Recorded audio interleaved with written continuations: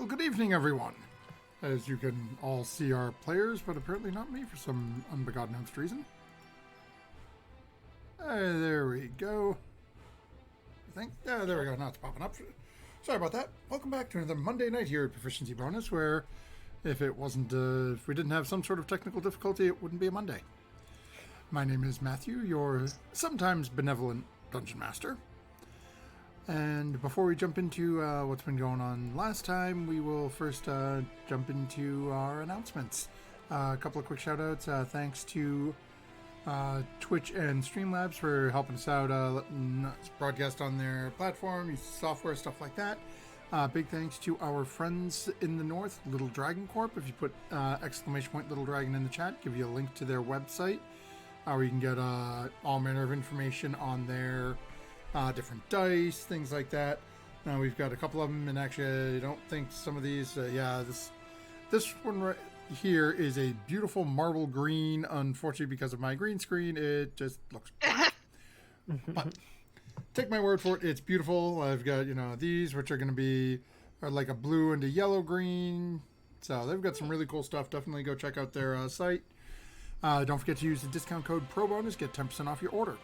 Also, we have our southern friends down in Georgia, Cardboard Castle Games. If you put exclamation point CCG, give you a link to their website, and they do a little bit of everything. Tabletop games, D&D, dice, magic, Pokemon. Basically, if you think you'll enjoy it, chances are they've got it. Definitely hop on over and check out their website. Now, we will jump into what's been going on since last time. As you notice, my camera and background is going to do a couple of funny things as I try to get this fixed up a little bit here, because didn't know if my camera wasn't fully functional before we jumped live. So our party has been working with a strange individual by the name of Ramnulf, one of the Rods of Justice in the city of Succumber. They have been basically, as you know, people forget to do things before they go live. Sorry about that. They worked out an elaborate scheme to get themselves within the within this fortified barracks of Succumber, where the accumulated wealth of the city has been basically getting held in the form of taxes. Four of them decided to basically have this magic user cast feign death on them, cover them in gold paint, prop them up on these little basically armor stand-esque things to keep them in position as they wheeled in. As Murdoch and Lydia played off as the I cannot remember the word you used, Murdoch. For your role. For what? Your role. Oh, I was the museum curator. Curator. Thank God, I could not find that word for some reason. Murdoch was the museum curator, with Lydia playing the role of the ever-lengthening elven-named artiste. And they managed to talk their way past, and thanks to some key ideas from Murdoch and Lydia, were able to get this individual not only to agree to a slightly larger portion of gold sort of paid back than they initially wanted, but actually got him distracted in thinking about himself cast in platinum. Eventually, though, the party unloaded some of the sculptures, 2 out by his table, 2 actually in the vault, and as they started to come to, they saw Murdoch and Ramnulf backing out with Furia and Artemis within the vault. As it looked like they were going to close the door, some spells were cast, and it ended up being an entire thing. Combat has ensued. Murdoch has managed to keep at least a few of these individuals out of the loop for a while, with Lydia casting Hold Person on one as well. We have Fury. I believe you are still in the carriage, right? Or did you jump out? I can't remember. Off the top of my head. I'm pretty sure I'm still in the carriage. I'm not hidden anymore though, because I cast and shouted at the big guy. Yeah. So you are known. You are visible. We'll phrase it. Artemis is still. Art is feeling like they are fairly well hidden, but at the same point, Art did sort of stick their head out and cast a level 1 burning hands to Oh, good. to help take out one of these little guys who Lydia had previously paralyzed. So thanks to that, he just completely failed and was just obliterated. But with that, we will jump back into things for our players, just as a reminder. This is roughly what the layout looks like that you find yourselves in. Murdoch is over in the corner next to these two hobgoblins with Big Boss. Actually, no, I'm just going to grab so you guys have an idea. So Big Boss is basically right here with Murdoch sort of tucked in this little corner right next to the two of them, with one of them sort of looking up a little out of it. And Snow Moon and Sarah were further away up in this area last we were all together. So with that, we're going to pick up right where we left off at the top of the initiative with Murdoch. At the very end of last session, I attempted to intimidate the big. Oh wait, dog. that's right. Yeah, you moved up closer, so Sarah's still back. You're not in range of him, but you are. You're about 10 or 15 feet away from him, based on where you were initially. Yeah, and so we still needed his check on my intimidation. No, he made a check. He just doesn't have a chance to respond yet. Oh, yeah, okay, it's not his turn. Because he goes before you do. So you can see he's acknowledged your presence and your comment, but he really hasn't had. It's only been not even a couple of seconds yet. Okay. So you really haven't got a chance to see how he's going to respond to it. Now, in case you guys haven't noticed in terms of our viewer, as you can see, Lydia has her lovely artwork present as Sarah is not with us this evening. So Lydia will be on RP Light this evening. But in terms of roleplay, but I do have Lydia's information in terms of spells prepared and all that fun stuff. So she is combat ready, we'll say. And with that, it brings us to Murdoch. I thought about this for a week and I have not fully come up with an idea. Because people also keep on getting darts shot at them from the shadows and then there's no one there. Right? Yeah, that was also happening. Yes. So Lydia had actually, and that's a good point, Lydia actually chased off into the corner over here looking for someone. So Lydia has not had a chance to really call out, or at least didn't on her last run, didn't say anything to anyone. So some of you have noticed and heard these sounds. Lydia knows that there's someone there, but they noticed, Lydia also noticed as they're fading into, they sort of drop back into the dim light in the shadows and then seem to vanish. So Lydia has not shouted that out as of yet, though, to anyone. So right now she is the only one with that knowledge, but she may be shouting that out as soon as, she gets a chance to. Yeah, okay. So then I don't really know exactly what's going on. My wonderful party, is it more important that I keep these two dudes just out of the fight, or do I try to debilitate the big guy? I say big guy because the other... He's already at disadvantage. His attacks are already at disadvantage? Yes. Okay. Then I think he's okay for this round. So... because he's actually in melee with me right now, right? Mm-hmm. He smacked me. Yeah, he came right up to you. So again, doesn't seem like he's fully aware of Art yet. He's probably 100% on board knowing that Fury is there. But again, seeing that you're the one he was talking to and seemed to be like the whole leading the show, he's going right for the who he currently thinks is the boss.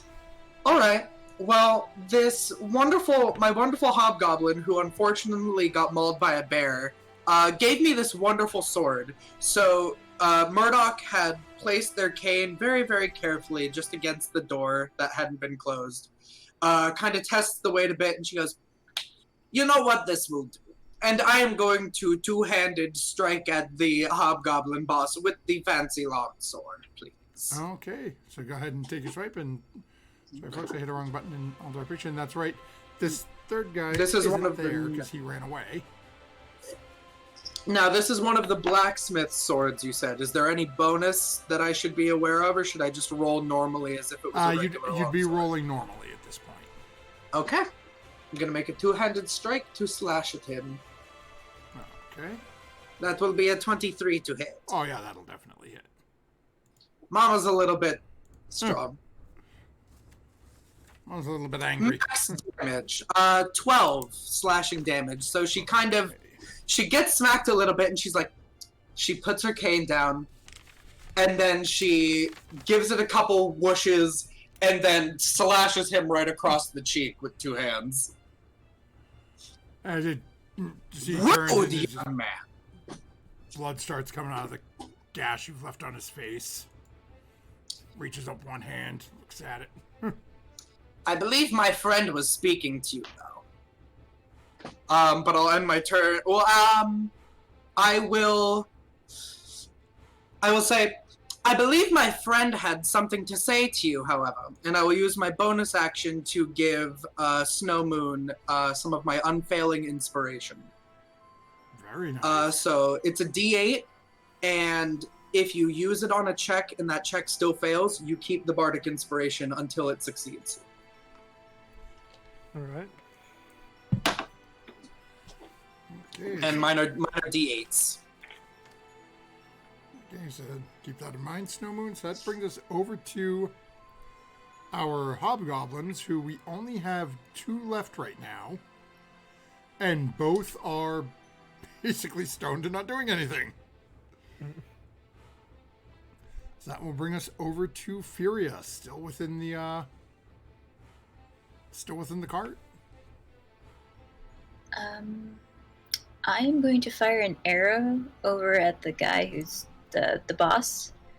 Seeing as how the hobgoblins are currently not really doing anything, and I'm not sure why Lydia rushed off, so I'm not really 100% sure what's going on there, but I can see this big guy, so I'm going to fire an arrow at him, and then I'm going to use my bonus action to continue using the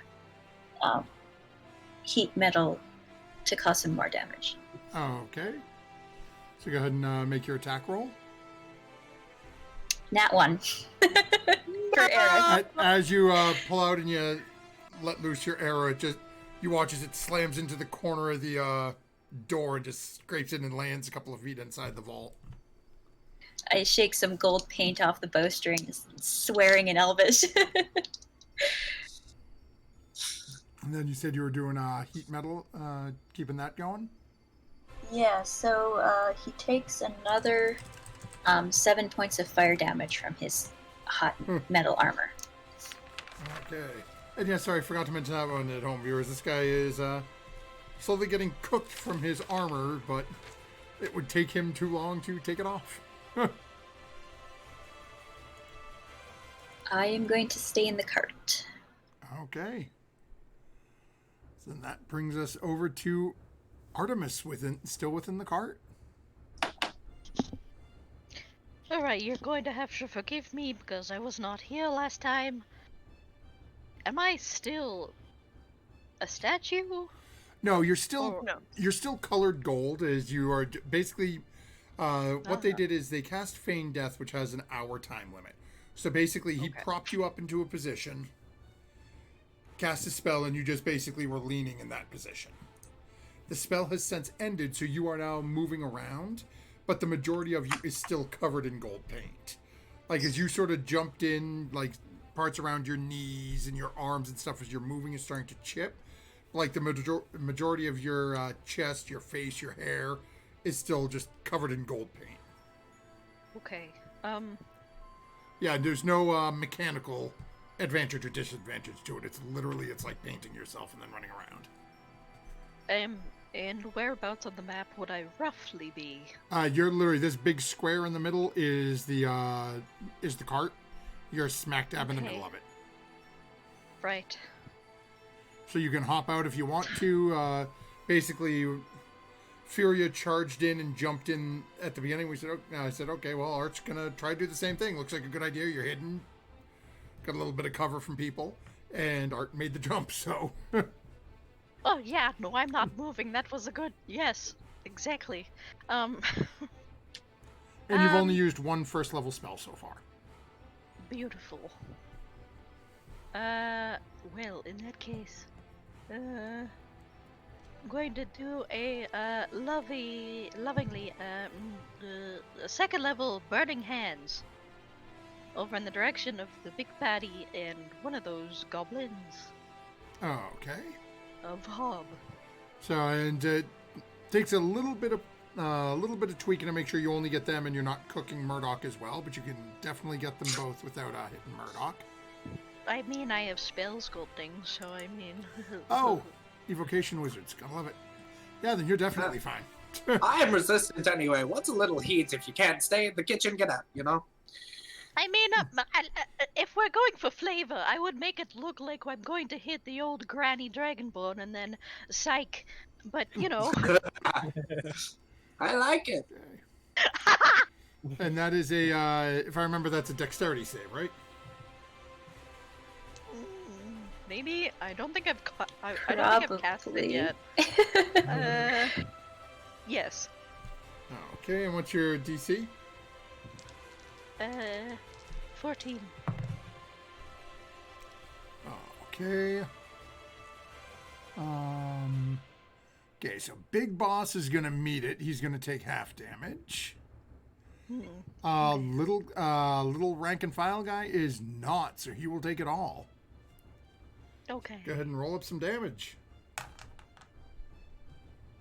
Ooh. Don't forget, I believe level 2 does bump up the damage on it, I think.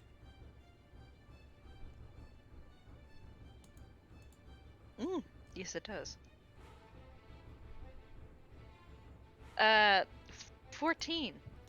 Whew. Okay. So nice even 7 for the half damage. Yep. And as this just massive spray of fire comes out, and as Snow Moon, as you're watching this, and it literally is, you're seeing just Art's hand come out and this wash of flames jump out again. You watch with almost that half panic, like suck in of breath for a second as you watch and realize she's gonna flash fry Murdoch. And all of a sudden, as the flames get closer and they slam into the hobgoblins, it just like peels off. And that one little piece sort of, almost like it's hitting a wall, just sort of curls around and up and over Murdoch. Yeah, I haven't seen that from Art before, so he'll just kind of turn a bit at Art and like, impressive. And then the small hobgoblin that had been looking up at the into the sky, like, ooh, is just charred and falls forward lifeless in front of Murdoch. I did this so that they wouldn't all have to die, but they keep dying anyway. It's not my fault. Okay. Anything else Art would be doing? Reveling at my power. And the compliment from Snow Moon. Okay, and that'll bring us over to Sarah. Okay. Just a refresher. I have just seen the warg be like stabbed in front of me. And we still have the big guy, and I used up my Pokemon. Yes. And out of the Pokemon, one is bleeding rather badly, near the front entrance, that's the bear. The owl and the rat have both died. Okay. The bear is looking in rather rough shape, though. I like that. That's good. I'm gonna call back out to my bear and point at the big guy and be like, "That one! Keep going!" Oh, okay.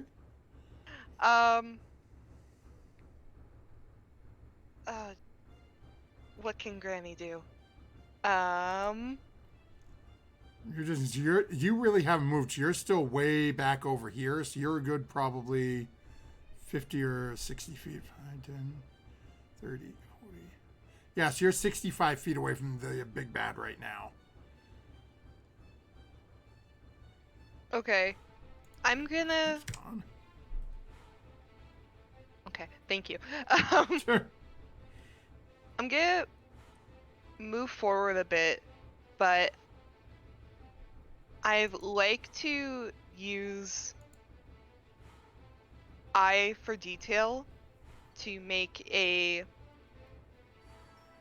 perception check to see if I can figure out where have the darts landed by us yet? I thought the darts landed by us, but I could be wrong. You guys did. Yeah, you guys did get a couple of darts thrown up at you as well.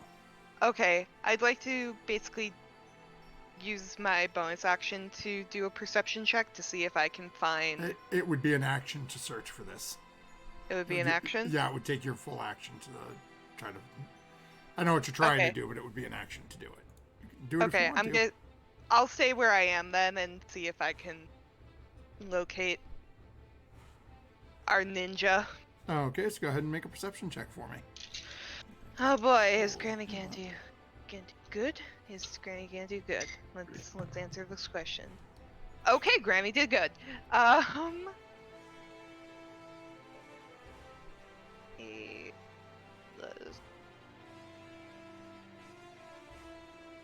Dirty 20. Okay, so as you're looking around, and you take a couple seconds, look down at the couple of darts that landed in the ground near you, and as you look back over, so from where you are, back towards the entrance you guys came in from, so basically on the page, it would be further down towards the bottom of the map, okay. Slightly over towards to the right, towards the actual door itself. You see that there is a small, it almost looks like scaffolding. There's a couple of very sort of rudimentary like poles and platforms set up. It goes about 3 high. Or you can see that it's very dark and shadowy. Based on how it's hit into the ground, your best guess is that's where the darts were thrown from most recently. But as you're looking over there, even with a dirty 20, you don't see anything there currently. Okay. So your best guess is something was there and attacked you, but after they did that, they must have moved to somewhere else. Okay. Does the scaffolding go up? It only goes up 3 levels, so it's only about maybe 15 or 16 feet tall in total. Okay. But is there is it around the room? Is this no, like it a looks like there's whole, just a couple of just a couple of spots as you're looking around real quick. You see, and there's one over there. There's one way down in the far corner, over by where Lydia happens to be standing. There's another one a little further up towards the front along that same wall that Lydia's over by. And as you're looking at these, the one thing that's catching your eye on all of them is all of them are built and situated in such a way that it is extremely dim and shadowy in those areas. I'm gonna turn to Snowmoon and point to his sword and be like, "Be ready to use that. I have an idea." I'm always Yeah, ready. you'd have to yell it a little bit as he's currently 35 feet away. Dang it! I keep forgetting about where people are in accordance to me. Yeah, he took off running after the warg was taken care of. He went down to try to help Murdoch out. So you're pretty much off on your own. You've got a bear that's about 25 feet towards, off to the side and slightly towards the front door that was just chasing after the poor hobgoblin Murdoch sent running away. No, I'm gonna let the bear still have the command to go after the big guy. Okay. Maul him. Let's see if the bear can get all the way there. Second. Come on. There we go. What is... there's movement. Okay, so you won't be able to get all the way to a big bad in one go, but you will be, so the bear will use its action to dash to get there. So it is now literally right behind the heavily armored hobgoblin. Okay. Ready for its next go. Okay. I'm gonna end it there. Oh, Snowmoon's not near me. So that'll bring us over to Lydia. So Lydia is going to turn back over towards the cart and just call it, "Oi guys, there's another one floating around here. He keeps disappearing in the darkness. I can't find him at the moment." And then let me see what spells Lydia has handy. And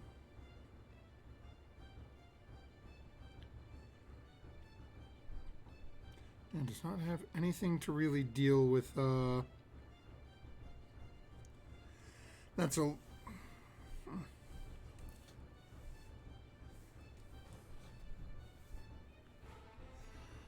Yeah, I'm not, she doesn't have a whole lot. Let's see what that can do.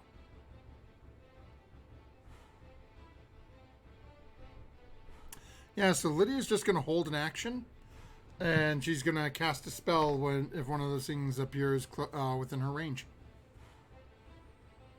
And that is going to bring us over to the boss, who is currently got a bear beside him now, has been dealing with Murdoch, and has now a flamethrower coming out of the cart.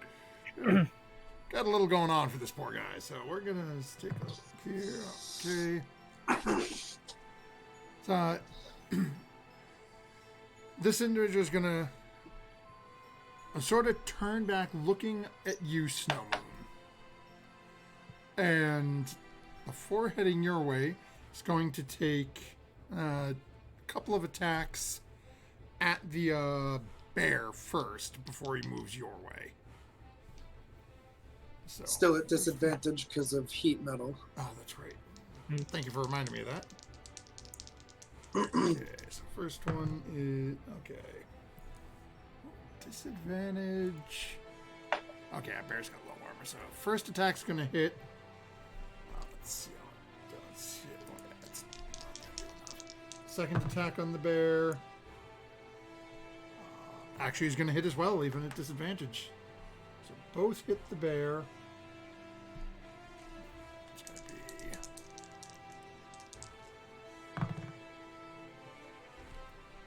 That is 9. So it's 15. Okay, the bear is actually still on its feet. And Murdoch and Snowmoon probably see this best, as you guys are right, the two of you are right next to him. And you can see and then takes the shield up again, is just going to try to swing the shield back at the front of the bear as well.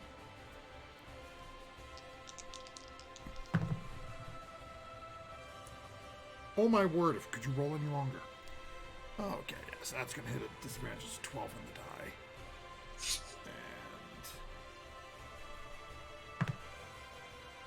And that's enough. And as he winds back and slams the shield into the bear crumples and falls to the ground, and then as it collapses, just sort of vanishes in a puff of fur. And then he's going to start approaching Snow Moon. So, Murdoch, you will have the opportunity, should you choose to take an attack at him as he's leaving your range. I would like to give him a firm spanking on the behind with my longsword, two-handed. Because he's been a very bad man, a dirty 20. Okay. He is actually turns and pulls out his sword and is going to use his reaction to parry your attack. Fair enough. Good on you.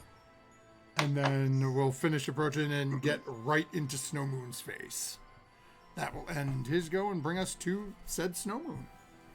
Okay. I will swing at him now with my blade. Okay. And you have Bardic. And at the end of last session, I also used Fighting Spirit, so I get advantage on weapon attacks. Ooh, I need it too. The nice part is you can use it, and if it fails, you can try again next time. Yep, Yeah. the Bardic, you can use it anytime until it helps you succeed. Okay, so using the inspiration, that's a 15 to hit. Nope. As you Oh. go down, it's just, it pulls the shield back up. I rolled a 2 and a 3. Ah. Well, you still have the Bardic. Yep. And I do get 2 attacks. So Yeah. I will swing one more time. Artemis has summoned their familiar. Okay. It is being squished by said Oh my familiar. god. Okay, 28 to hit.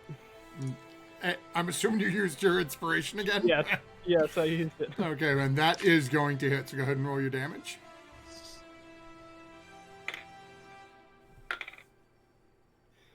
13 points of slashing damage. Okay. It's manifested as Murdoch being like, no, to the left, Snow. No, your other left, Snow Moon. Hit him on the left. There we go. My left. You're right. And as you carve into him, you watch this individual is now heavily bleeding from the gash that you just put into him. Alright, yes, so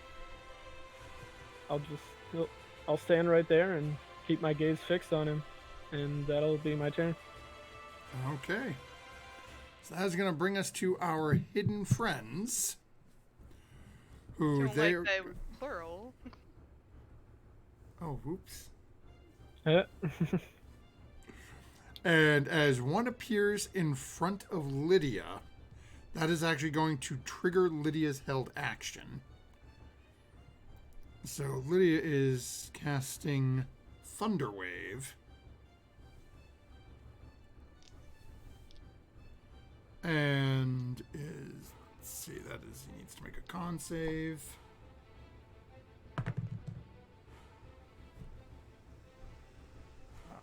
Okay, what's their modifier?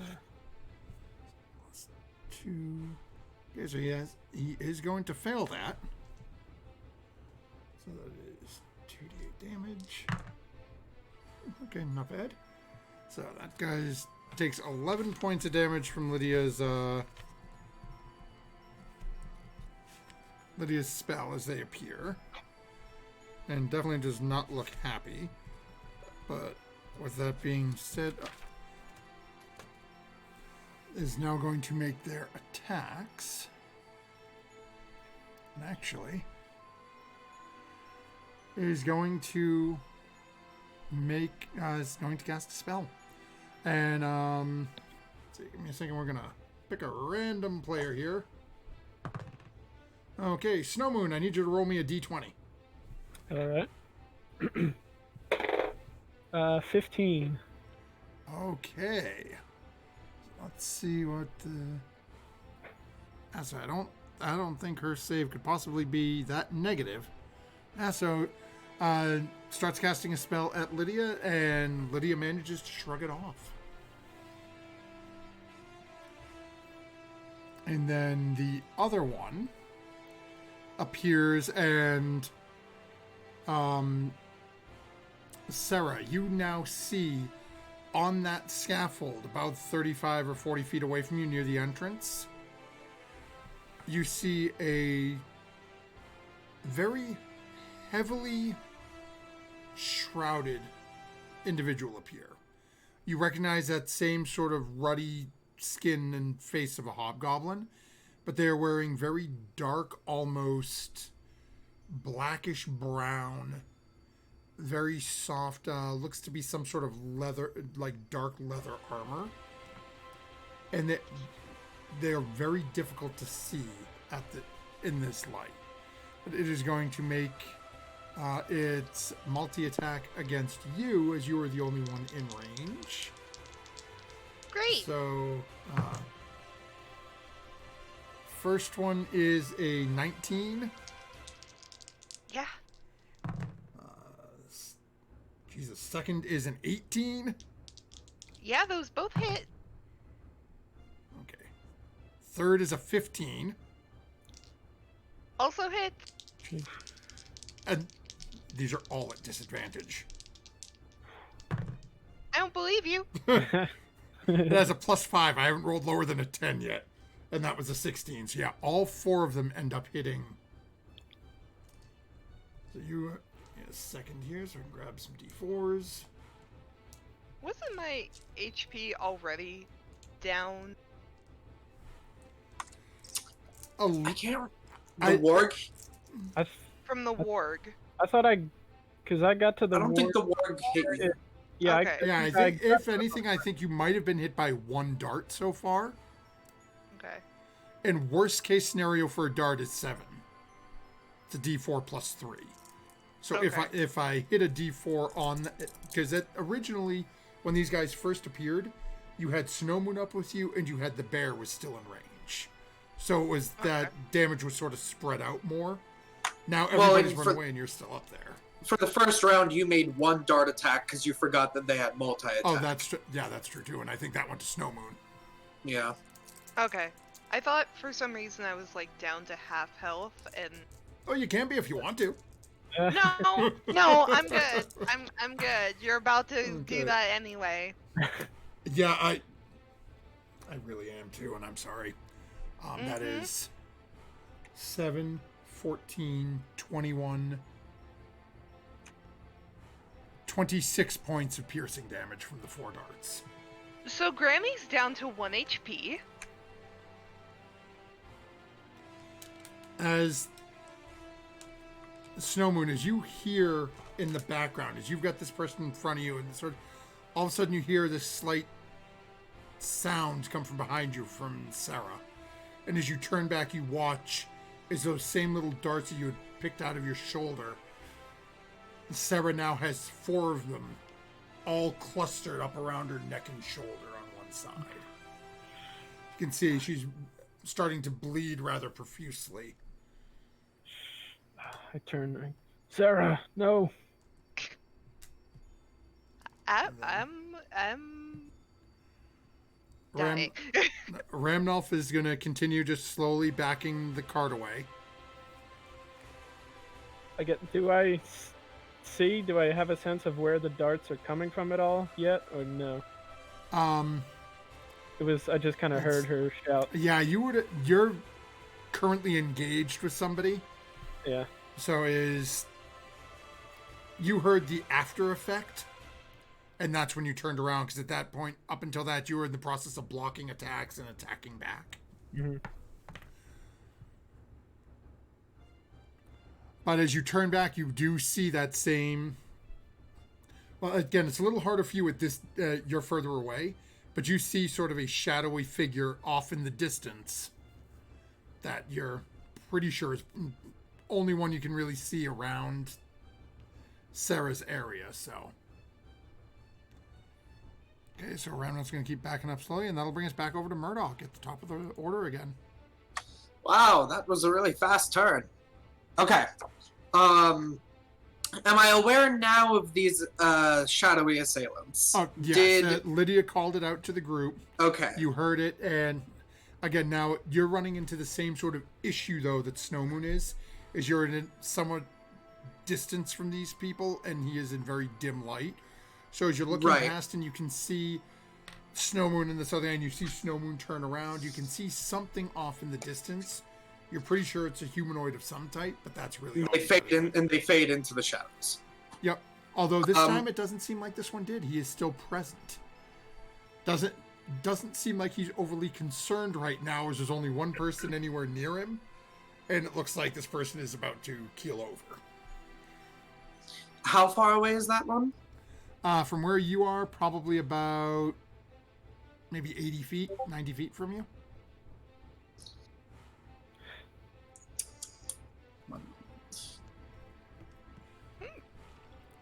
Okay. And how far away is my last little hobgoblin that's under my hypnotic pattern from me? Probably about... let me take a quick look here. So from where you are right there, about 25 feet, still laying on the ground. 25 feet laying on the ground in a different direction or along the way towards the shadowy thing? So picture it like coned. The individual who's laying on the ground is literally right on the other side of the door in the wagon from you. This is the one that was on the back that when he got all stoned and looked up, he got bumped by the carriage and just sort of collapsed on his side. Okay. So he's right in front of the vault opening.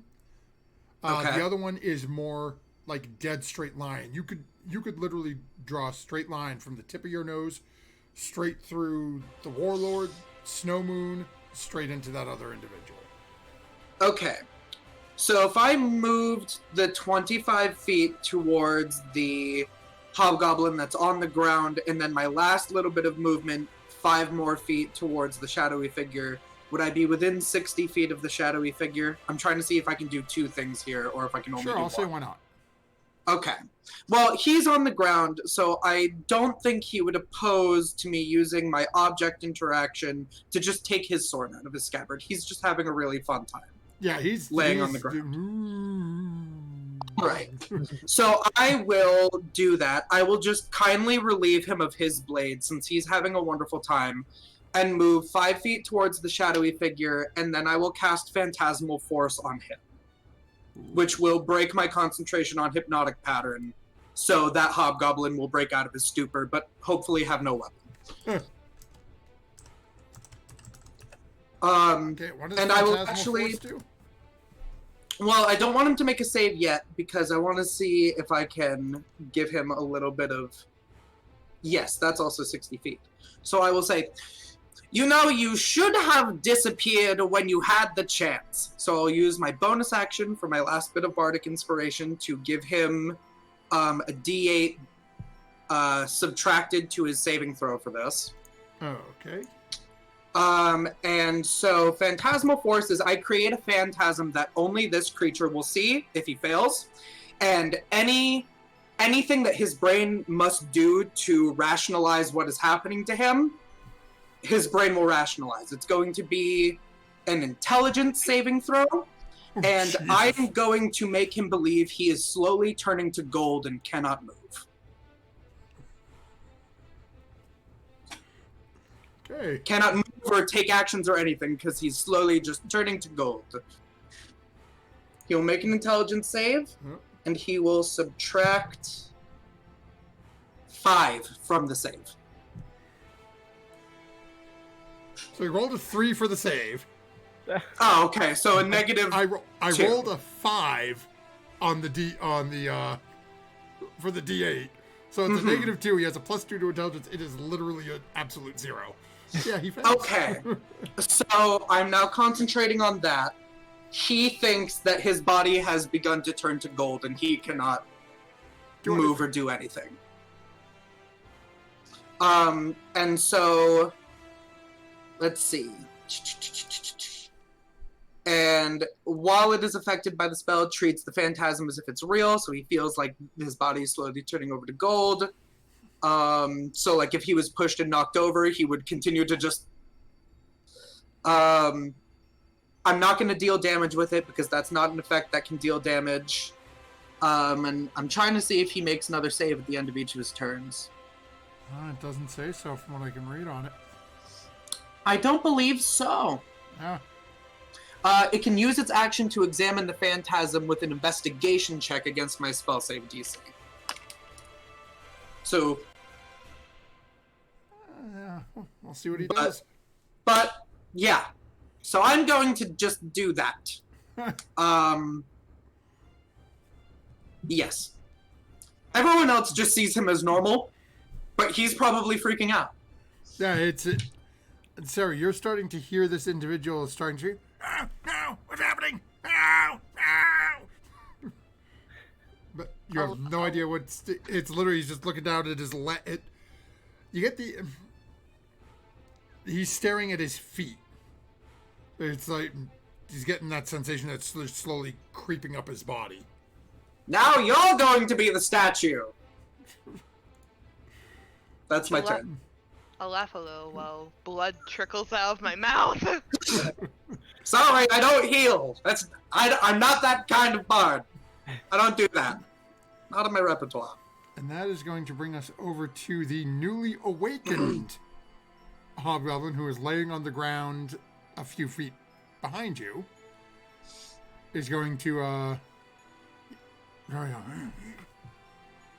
see. Oh, hello there. He's going to stand up immediately, go for the sword. Look at. Doesn't have a weapon. Oh, this? Oh, I'm so sorry. And is going to run up and try to punch Murdoch because it's all he can do. Now watch, I've been so cheeky, he's gonna punch me and I'm gonna immediately break concentration on that spell. Yeah, I don't think so. That's an 8. No! It misses! Or it hits my leather-padded suit. Just sort of reach in and just takes a swing thinking it's going to be easy, and as it just sort of brushes off your suit. Then starts looking around and sees the other one with its head kicked in on the ground and just now seems to be panicking a little bit. But doesn't have much movement left, so he's going to stay where he is, and that'll bring us to Furia. Alright, seeing the state that Sarah is in, I'm going to cast. Actually, is she within 60 feet of me, I should ask? Yeah. Okay, then I'll cast Healing Word at 2nd level. And help her out a little bit. So she's not bleeding quite so much. And it is. I don't believe I've ever cast this spell before. Wizards don't usually get healing spells. Oh, ooh. That is 10 points of health back to you. It's pretty good. Solid 11.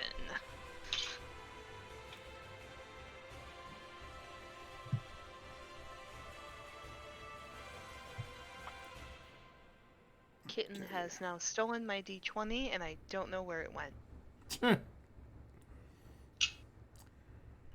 You'll find it in the litter box.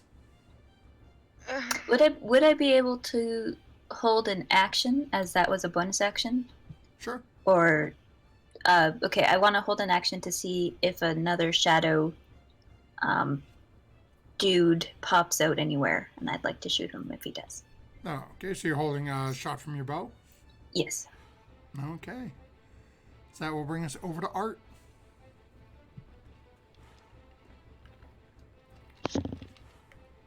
Okay.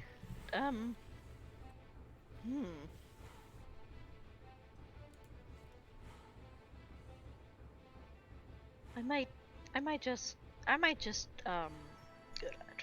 fuck around and take care of the other hobgoblin. Yeah, why not? Okay, so currently it is behind the carriage that you're in, so you would have to jump out of the carriage to be able to get a line of sight on him. Would I jump out in such a way that I'm still hidden from the big baddie? You could. It's basically the big bad's on one side. The other one was originally behind on the opposite side. So you could hop out and go. Basically, you would take a right, the big bad's on the left. Absolutely, yes, then. Okay. I'll do a first. Yeah, I'll do a magic missile. Okay. is no save on that, so go ahead and roll up some damage for us, and we'll see how all this little guy takes it. Babe, are you rolling good? Yeah.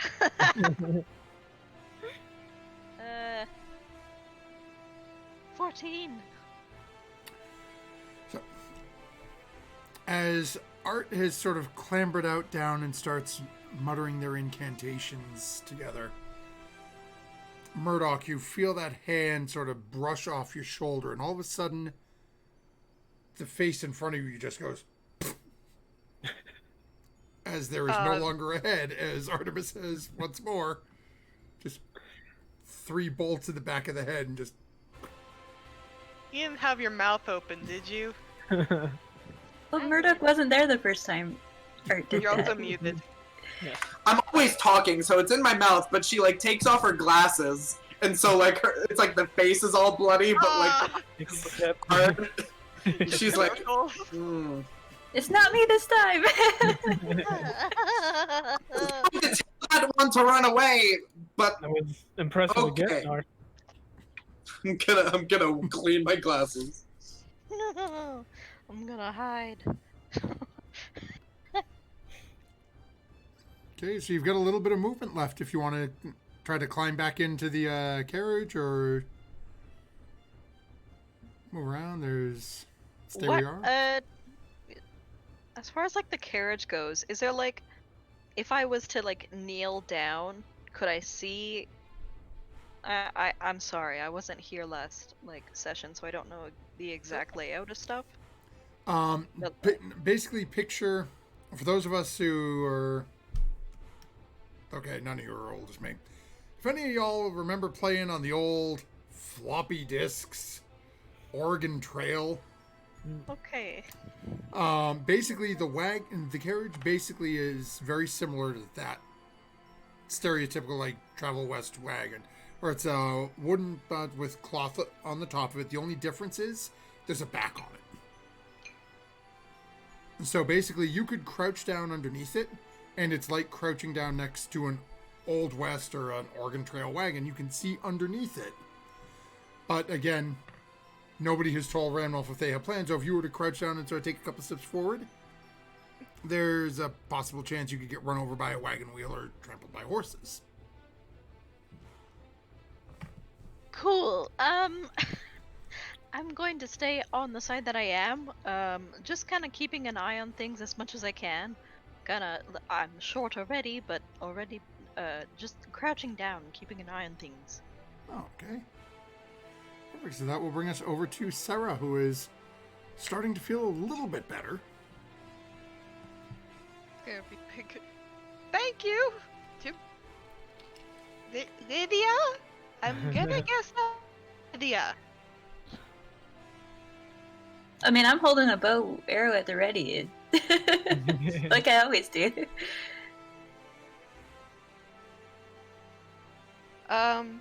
So I can see the one that's now tripping, right? Yeah, he's staring at his legs and he is screaming bloody murder up there. Up there, okay. Yeah, he's basically he's on the scaffolding about 55 feet away from you on the second level.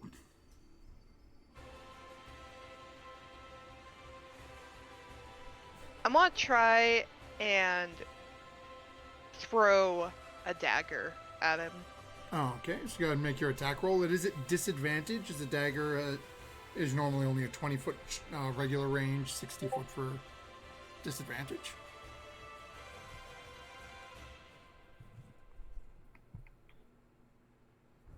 Cool. So I rolled a 3. So you're starting to feel a little bit better, but as you sort of wind up and go to give it that little flick to get it moving, since you're still not 100%, you didn't realize it was that shoulder that all those darts are stuck into. Just sort of... and manages to flip it and sticks blade down probably about 15 feet in front of you. Okay. I'm gonna start, like, picking the darts out of me. And I'm just going to save these for later. Okay. So you can add 4 darts to your inventory. Sweet. And you staying where you are? You've got you I'm got movement left? debating that.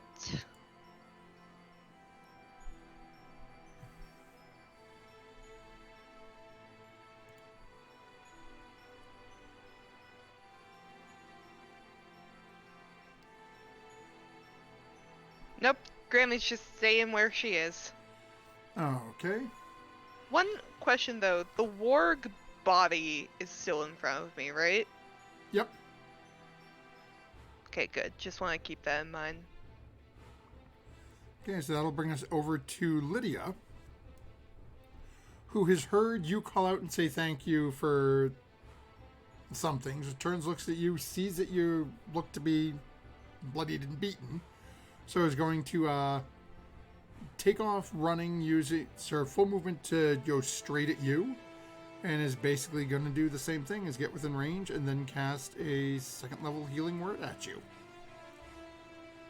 There's going to be a couple more D4 coming your way. That is... Jesus. I'm going to put those dice away or I'm going to kill somebody. So that is 11 points of healing again. Okay, From so Lydia. Grammy's back up to 22. Oh! Thank you again, Lydia! Oh wait, you're in front of me. Thank you again, Lydia! And they just said, this is the first one I've done, but okay. And she has an action left, but can't see the one that had attacked her. After she attacked it, we'll take a bonus. What else does she have that is? She will throw a sacred flame at the boss guy. So, let's really. Captain, if you can do me a favor, roll a d20 for me. 17. Okay. So, unfortunately, they are going to make that save. So, as you watch, Snowman, you watch as this sort of flame starts cascading down around the person in front of you, but it doesn't seem to have any effect on him. And that will bring us over to him, who is being right in front of you at the moment, is just going to start trying to go to town on you. No, that guy's...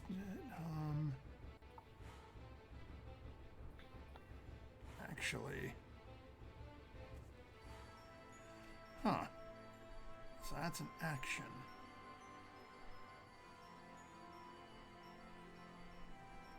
Okay. I don't know, it's just going to start making attacks at you.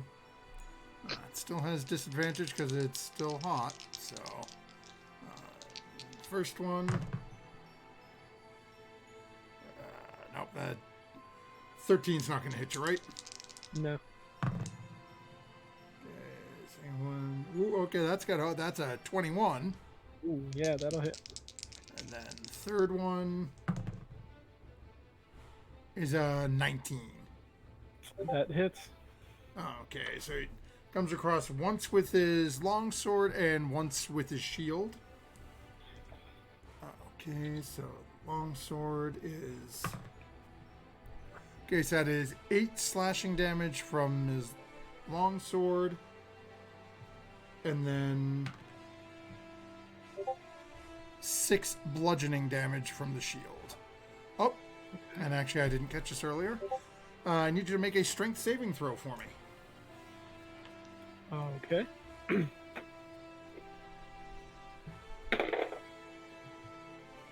13. Okay, you are knocked prone. Ooh. Which is the end of his turn. And that brings us to you. Alright.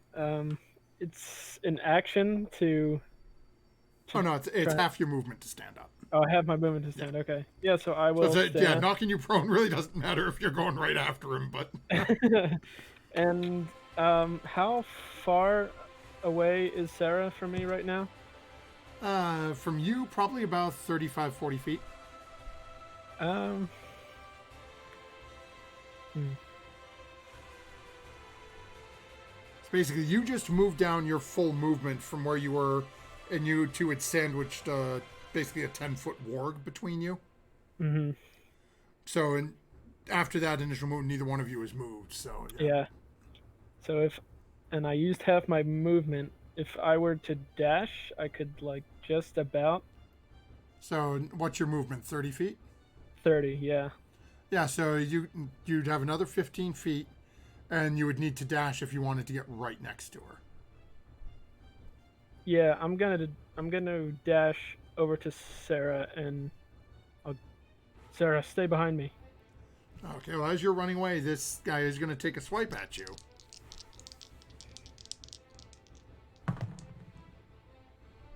Disadvantage, I don't know if that'll do it. That's an 18? That hits. Okay. Slash out with his long sword again. And that is 9 points of slashing damage this time. Okay.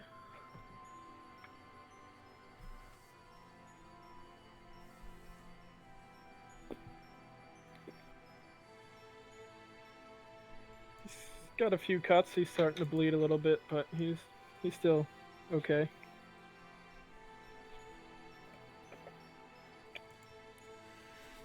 Okay. And yeah, that'll. Is there anything I can do? Okay, so at the end of your turn, that brings us over to our last two people on the initiative. One of them is still screaming as he believes he is slowly turning into a gold statue. And nobody is... Obviously, I'm not having him make a check against this at the moment because he failed his initial one and nobody is interacting with him to let him know nothing is happening. So unless somebody gets close enough to be like, what the hell's wrong with you? That's just going to keep happening as long as concentration maintains on it. Wonderful. Now, the other one, though, is going to... Let's see here where he can... Oh, dear. Make his little thing. Okay. So from where he is, he could...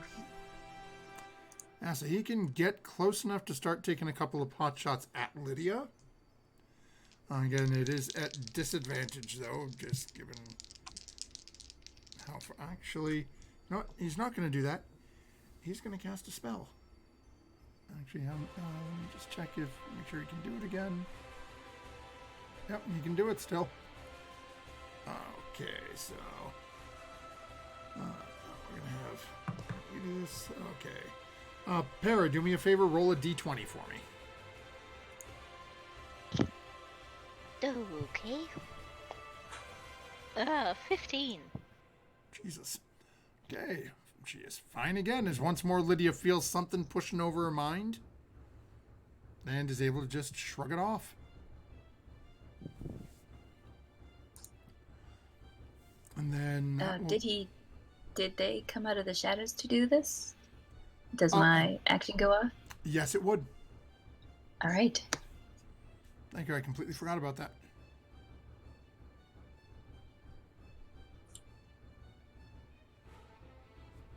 12 only. Okay. As you fire off, so this individual appeared on the scaffolding roughly midway along that right wall. As you see that and you start to see it, fire off and your shot travels just a little wide, and you watch as the person backs into the darkness a little bit, and you watch as they just vanish from your view. Well, teleports. They do the shadow teleport thing. Arch, you can do that, right? That's a thing? The teleport thing? What man? No, the shadow teleport thing. They just... I don't know. Not Magic. I don't know. no, we've Teleport kind of into been the over this. shadows. I'm kind of. I suck. Um, On the No. contrary, I think you're very good. Yeah. Not my What turn. she said. The Ramnolf is still slowly backing this up, and now the cart is starting to slightly turn to the left. So basically, it's just backing up. It's like basically they're getting ready to turn it to leave. And then that'll bring us to Murdoch at the top of the order. All right. So every time these gentlemen, I shouldn't call them gentlemen, disappear, it's always been into the shadows. That's kind of what's being communicated. Yep, that's what you're hearing people say. And they're disappearing in dim light, which means there is like torches and stuff in here. Yes, it is. That have been the lighting area the room. itself is lit, but there are points. It seems like as you're looking at it, these scaffolds seem to be almost designed to give shadowy and dim corners. It's almost like they set these things up specifically to give these people opportunities to work. Well then, I'm going to attempt to try and do something that architects can't plan for, which is magic crap. Hearing them call out that they keep disappearing into the shadows, Murdoch does a quick scan of the room, sees that my man is still like screaming as he's slowly being turned to gold in his mind. It's like, cool, okay, cool. Focuses on all of the torches in the room. And is going to use thaumaturgy, because one of the aspects of thaumaturgy is that I can cause light sources to burn brighter, and I'm going to try and turn up all of the torches in the room to remove some of those shadows, so that they have less places that they can appear from. Or possibly not at all. Go ahead and make a... So Bard, I believe your spellcasting is Charisma. So go ahead and make a Charisma check for me. Let's see how effective this is, because you can definitely do it. Use my natural 20 for a 24. Okay. So that Let's make it, as the kids say, let's make it really lit in here. I will turn up all of the torchlight. Are you breathing fire? Nope, I don't do that. So why do neither of our dragons breathe fire? I breathe acid. Is that not good enough? You breathe acid? I don't have a breath weapon anymore. I'm old. And also not actually a dragon. Don't worry about it. So, yeah, you all watch as horns, the torches that typically illuminate about a 10 to 15 foot area, all of a sudden they seem to, it literally looks like somebody, propane torches, they're just blasting full tilt. You do think you have eradicated, I'd say, a good 75 to 80% of the shadows. Wonderful. In that case, I'm going to... I will hop back in the cart, you know? Okay. Why do I need to be on the battlefield anymore? I've done so well for myself. I'm going to climb back into the cart with my movement and end my turn. Okay, so that'll bring us... With the two long swords. That'll bring us over to... Actually, we don't have any hobgoblins left. So that'll bring us to Furia. Well, I might have at one point hopped out of the cart so I could get a better line of sight on something I shot at. So I will hop also back into the cart. But I will keep an eye out for the other shadow guy that has been around, and if I see him, I will shoot him. Okay. So I will also cause. Is the boss guy still around? Yep. Yeah. So then I'll use my bonus action to cause him a little more pain. Okay.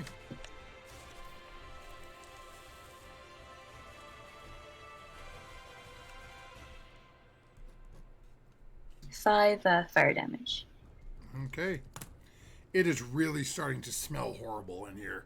Yeah, I mean, you're just literally singeing all of his body hair off as he from his full plate. 'Cause this is Burnt literally hair. this is glowing white hot at this point. Okay, so as we do that, then that brings us back over to Art. Not wanting to be the only person outside of the cart now, I want to go back inside of the cart. However, would I be able to jump back into the cart and then fire off a magic missile at the big baddie, or would that be kind of too much? No, it's just your movement to get back in the cart. Oh, So you could definitely do yes. Absolutely. it. Okay, let's go ahead and roll up some magic missiles for us. Ta-da. Yeah, normally I'd say this guy is bleeding, but, unfortunately he's being cooked, so most of his bleeding is being cauterized almost immediately. Have any of you heard of a brazen bull? 11. Imagine wearing one. So you said 11? Yes. He is the crab, and the heat is slowly increasing. So he is not looking too good right now. Crab Frog? people, crab people. Great, I'm Crap, gonna crap. my head all day. Like boiling the crab to eat it. Oh, Okay. I always heard it's like you boil the frog and the frog doesn't know that the water is hot. Anyway, What? He can be a weird red frog. Okay, so Art jumps back in. So that brings us over to Sarah. Sarah, you, Snow Moon, and Lydia's about 35, 40 feet away from you, give or take. question, did Snowmoon say the acid breathing thing in character? Was that exchange in character or no? Well, I've done it before, so you've definitely seen me do it. I don't think I've seen you do it. I don't think you've done it in a fight that we've been in together. You didn't do it against the two white dragons. You didn't do it against... Yeah, I think it's been a while since Snow Moon's Okay. regurgitated stomach acid at people. If not... I don't think he would have said that in character, no. So. Okay. So we have the fire. It's lit in here. Can I see any of our assassin friends? Right now, better? you can still only see the one of them that is now screaming and is pawing at their mid thigh at this point. Okay. And it looks at every couple of seconds you get that look where they're like they're trying to lift their leg and they just can't for some reason. Snow Moon, can you use your giant sword and perhaps take care of the scaffoldings as well? Just knock them down?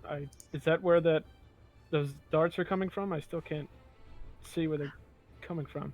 Oh yes, you see the fellow up there that's losing his absolute mind? Yeah, I guess I see him now with the shadows gone. Yes, I'd like you to take that sword and destroy every scaffolding in the vicinity that you are able to. And once you have done that, I shall come with you and deal with those fellows properly. Sure, I could take the scaffolding down. Just keep your head down in the meantime. Will do. Also, do you think this warg body would be worth anything? I'm debating whether or not to put it in the cart. I feel like it might be worth something. This hide is pretty good, but I'm asking, I don't think that's what we should be worried about right now.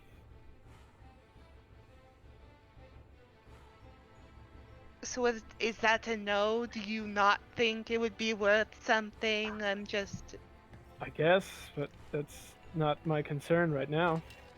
Okay. And I'm looking to make sure there's no more darts coming our way. I think it may be worth something. I think this may be a good idea.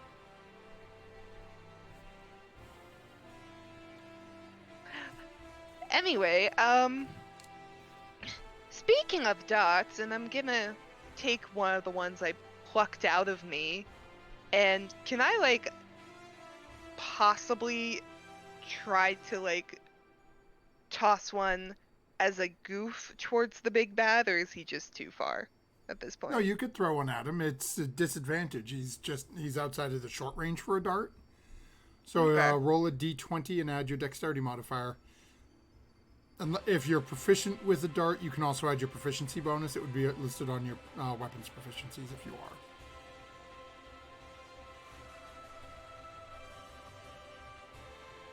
Well, I was today years old when I learned that I am apparently proficient with crossbows. But I rolled at disadvantage, which is sad because I rolled a 17 and then I rolled a 3. So that's gonna be a 3. As you throw it over, you manage to get the distance to him, but it's not. When you threw your dagger, it was short, but it was a good throw. You've got the distance on this one, but this thing is just sort of tumbling and spinning in the air, and it just clangs off his armor. He just sort of looks down, looks up, and sees Snow Moon, and then just sort of cranes the head a little bit to look to see where you had reached out to throw it from. I'm gonna wave at him. Is this worth anything? And I'm gonna point at his dead warg. Okay.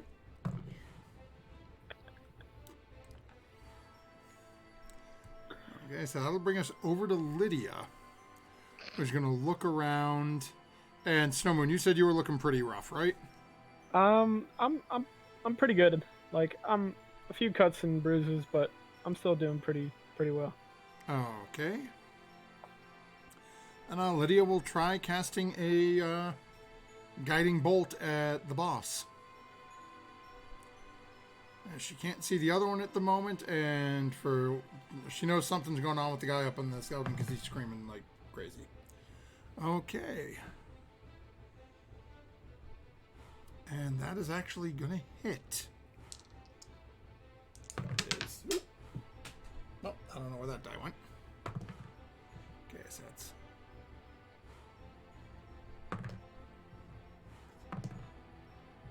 Okay.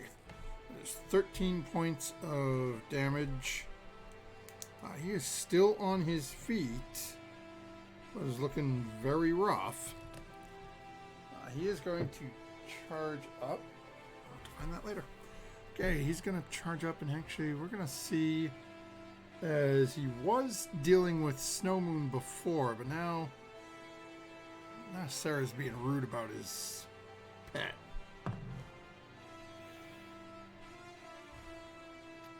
Okay. What is his movement speed? Okay, yeah, he can get up there.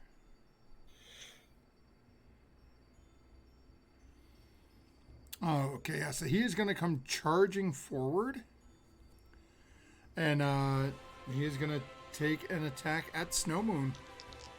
And as he's charging up, he's coming barreling at you, shield first, Snow Moon. Okay. So that first attack with the shield. Again at disadvantage. Jesus, okay. 18 to hit. Oh, yeah, that'll hit. Okay, I need another strength saving throw. All right. So that is 6 points of bludgeoning damage. That's an 18. Okay, so you are not knocked prone this time. Okay, and how much damage did you say? It was 6 points of bludgeoning. 6 points, okay. And then he's going to take 2 swipes with his longsword at you. Okay, I don't think that'll hit. That's a 16? No, that does not hit. Okay. He parries it with his blade. Another 16. And that will not hit. Okay, so that's all he can do. And that is going to bring us then over to you. Alright, so I'm going to stand up. And I'm going to...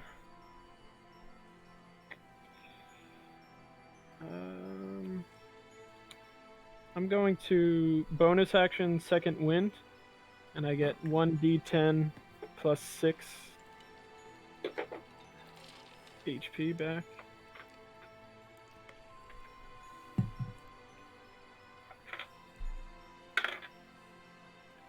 Ooh, 16. Oh, very nice.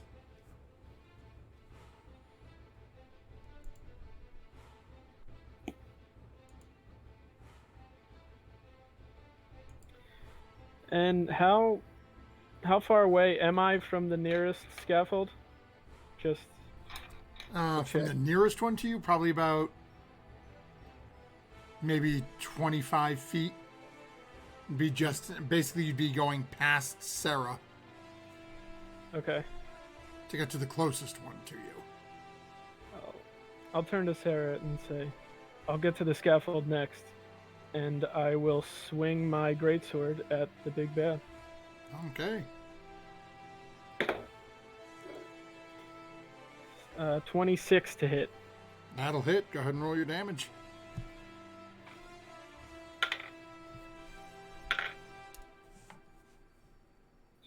Uh, 14 points of slashing damage. How do you want to do this?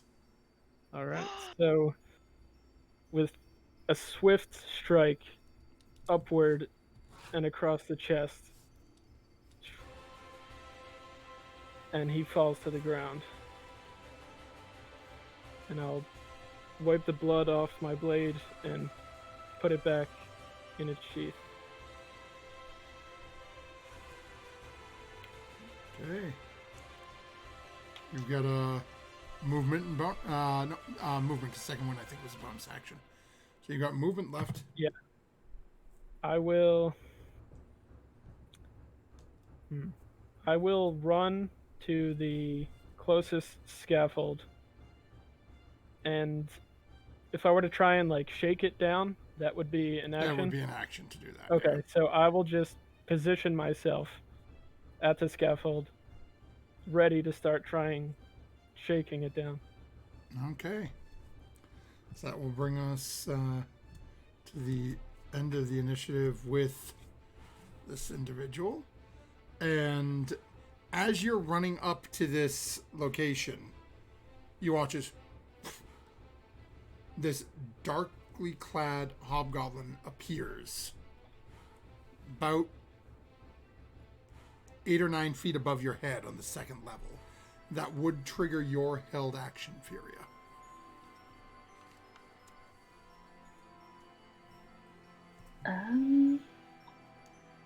Math? 21 to hit. Oh yeah, that'll hit. I'm ready this time. Not again. I'm gonna hit them this time.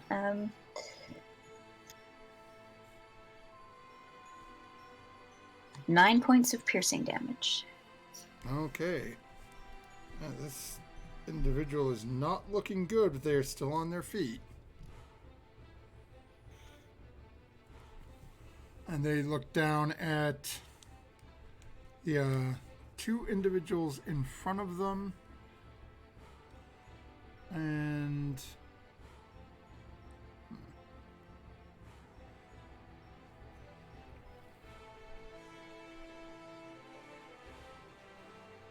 it's gonna look down at Snow Moon and start muttering at Snow Moon. Snow Moon, I need you to make a wisdom saving throw for me. Okay. 7.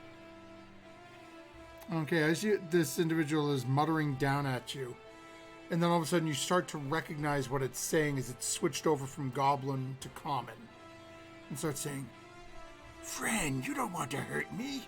We're friends. We've known each other for years. You can't hurt me." As it casts Charm Person on you. Oh, no. And it's actually going to sort of use its movement to scamper down the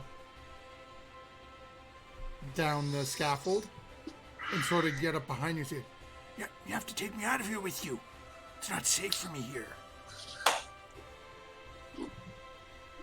And that's going to end its turn. Okay. And bring us up to the top of the order as Ramnoff continues slowly backing up to Murdoch. Oh, Matthew, I'm so sorry. Murdoch, I charm people. Murdoch sees this shadowy figure and Snow Moon are now together. How far away are they from the one that I've been thinking is turning into gold? They're probably about 50 odd feet from that individual.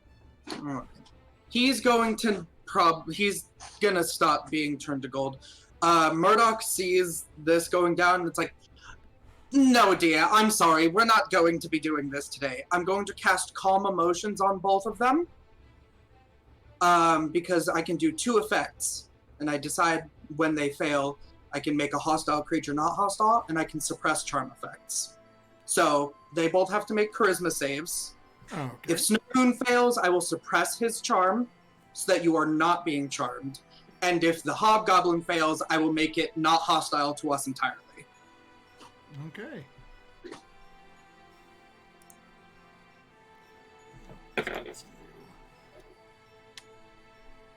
Charisma saving throws. And that's an 11 for me. Fail. So I'm going to suppress your charm effect. It's Okay. a 14 for the Hobgoblin.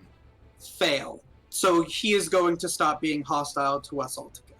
Oh, okay. All of you calm down. Let's just deal with this last one, and then I think we should be good. Just leave that one there. I just kind of like shake off, like, ugh, what was that? I'm so sorry, Snow Moon dear. He tried to charm you, but we don't do that here. Only I do that. Ugh. And you would know as the spell is now ended, you were this individual was messing with your mind.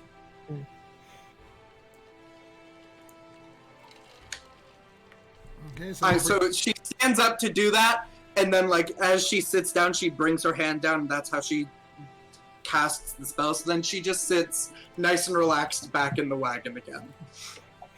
Just deal with that one over there. I think he's been having a little bit of a problem. And I'll end my turn. Okay, that'll bring us to Furia. Did you just cast Calm Emotions? That's Lydia's thing. You can't do that. I've done it. Well, maybe you should talk to Lydia about that. She might not be. Anyway, I'm going to shoot the goblin that just... our hobgoblin that just tried to charm Snow Moon. Oh, she said don't hit that one! Yeah, that's the one that's now not hostile. Oh, that's the one that has... Okay, so I The would one that's probably know that from Lydia. Lydia. So I would Yeah. hit the other one. Yeah. Oh, Okay. Please. I will talk to Lydia. I'm very sorry. Didn't know that we had dibs on spells here. You started it. mean, That we is do, a right there. 16 to hit. I didn't know she had that spell. I just met you people. A 16, that will hit.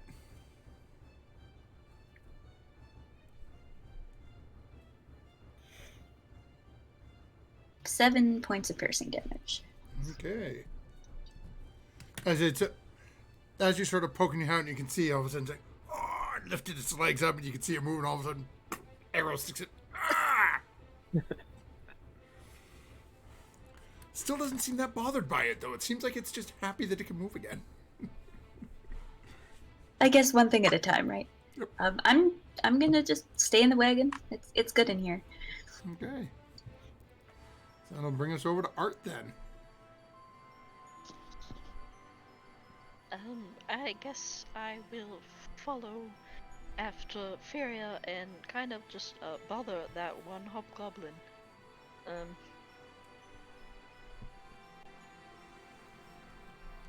Yeah, what you think about?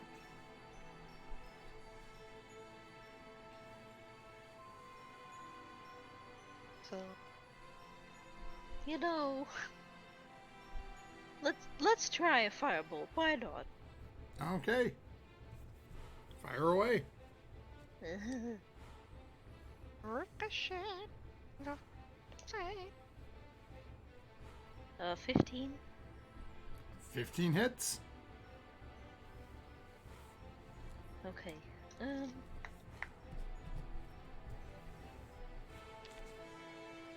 What level am I? Okay. Yeah, it should be, I believe it's 2d10. 2d10. Far away, far away. Oh, that's not the best. 8. Okay. You definitely see it hits, and now some of the feathers on the arrows are starting to smolder as the bolt comes in, slams into the chest as well. It's not looking too great at the moment. I need better fire spells. Okay. And that'll bring us to Sarah.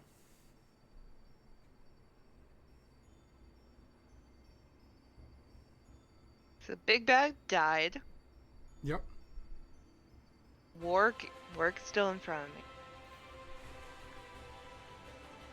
Carriage is moving out. The guy who thought that he was gold, is he still up on the scaffolding? He's still up on the scaffolding, right? and you're watching. There's an arrow sticking into him. Little bits of him are starting to smolder from some flames that just slammed into him, but he's still alive. I'm gonna point at the warg body and kind of like call out to the people in the wagon. We're coming back for this later. I think it's worth a bit. And I'm gonna start heading towards the scaffolding. Oh, okay. So you can get most of the way there. You won't be able to get all the way to him as he's up on the second level of it, but you can get within about 15, 20 feet from him. Would I be able to use a dash? Yeah, you could dash to get up to him. Yeah, I'm gonna dash at least to get up onto that landing. I don't care if I'm like right next to him, but just on the same level. Okay. Yeah, easy enough to do. Okay, and then I'm going to, I guess ready myself, or Okay, so do you have cunning action? I do have cunning action. So you would still have an action left. So you could attack if you wanted to. Okay, I would like to take 2. Actually, no, I have 3 darts left. I would like to take the 3 darts and Wolverine style put them between my fingers and try to stab him with all 3 of them. Oh, okay. Go ahead and make a strength check for me. This is going to be an improvised weapon, so it'll be a d20 plus your strength. Okay, Grammy's not good at strength. I dropped my d20! Oh, that's okay. I threw one of mine. It bounced off the computer. I don't know where it went. Ba-ba-ba-da. One. Wait. No, it wasn't a d20. What did I throw? D20's right there. I don't know what I lost. I'm so sorry, Snowman. I'm so sorry that mean old hobgoblin tried to charm you. I'm gonna do that to you. That's a 9. As you Hoffman, slam in, as you put it, you can feel the darts sort of almost cutting into your hand. So they just basically you punch in and you just sort of slide them back down along your wrist, so you don't actually hurt yourself. But yeah, you don't make any sort of penetration with them. Dang it. Well, I guess that's how I'm ending my turn. Okay. So that will bring us over to Lydia. Let's see here. How is everybody looking? Anyone looking messed up, or? Snow Moon. I'm good now after that second wind bonus action I used. I'm looking pretty good. I'm fine. I'm picking pieces of gold paint off myself. Huh. I've concentrated on 3 different spells in the last 18 seconds. My mind is massive. My brain is huge. You watch Rick and Morty.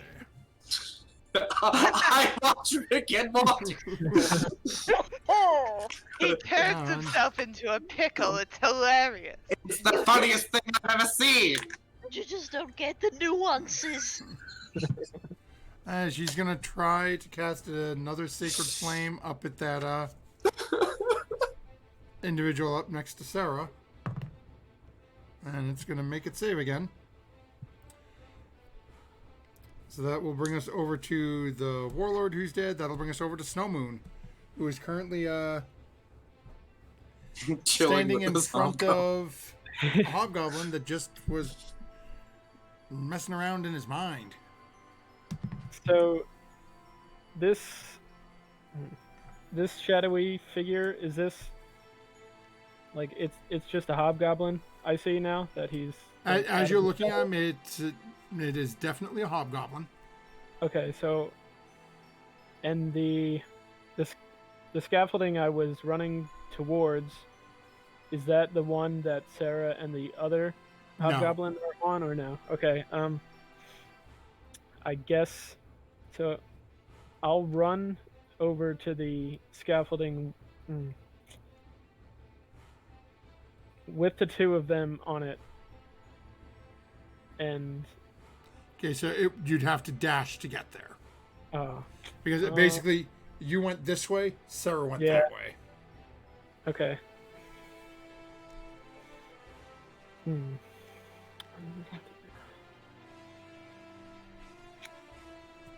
I will put away my great sword, and I will take out my crossbow and shoot at the other hobgoblin on the scaffolding. Okay, go ahead and take your shot. A 15 to hit. That'll hit. Oh.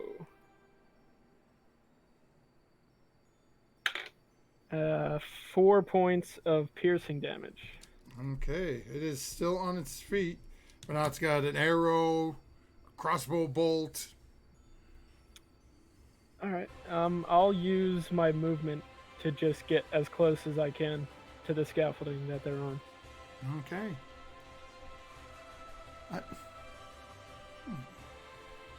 Okay. So that'll bring us over to the two of them. We're going to have this guy make a perception check just to see whether or not he notices you guys still popping shots at his friend over there to see if how long he's going to stay non-hostile. You guys are trying to... Yeah. If he notices, it'll break. And that's a 6, so he doesn't notice anything. Wonderful. The other guy, on the other hand, realizing that he's getting more and more people shooting at him, is gonna attempt to take a human shield. Oh, let me rephrase. A halfling shield. So, Sarah, I need you to make either an athletic or acrobatics check. So you can either try to power out of this grapple, or you can try to, acrobatics it to squirrel away. I would like to make an acrobatics check because athletics I have a -1. Okay. Oh, that's going to be a tough one to beat.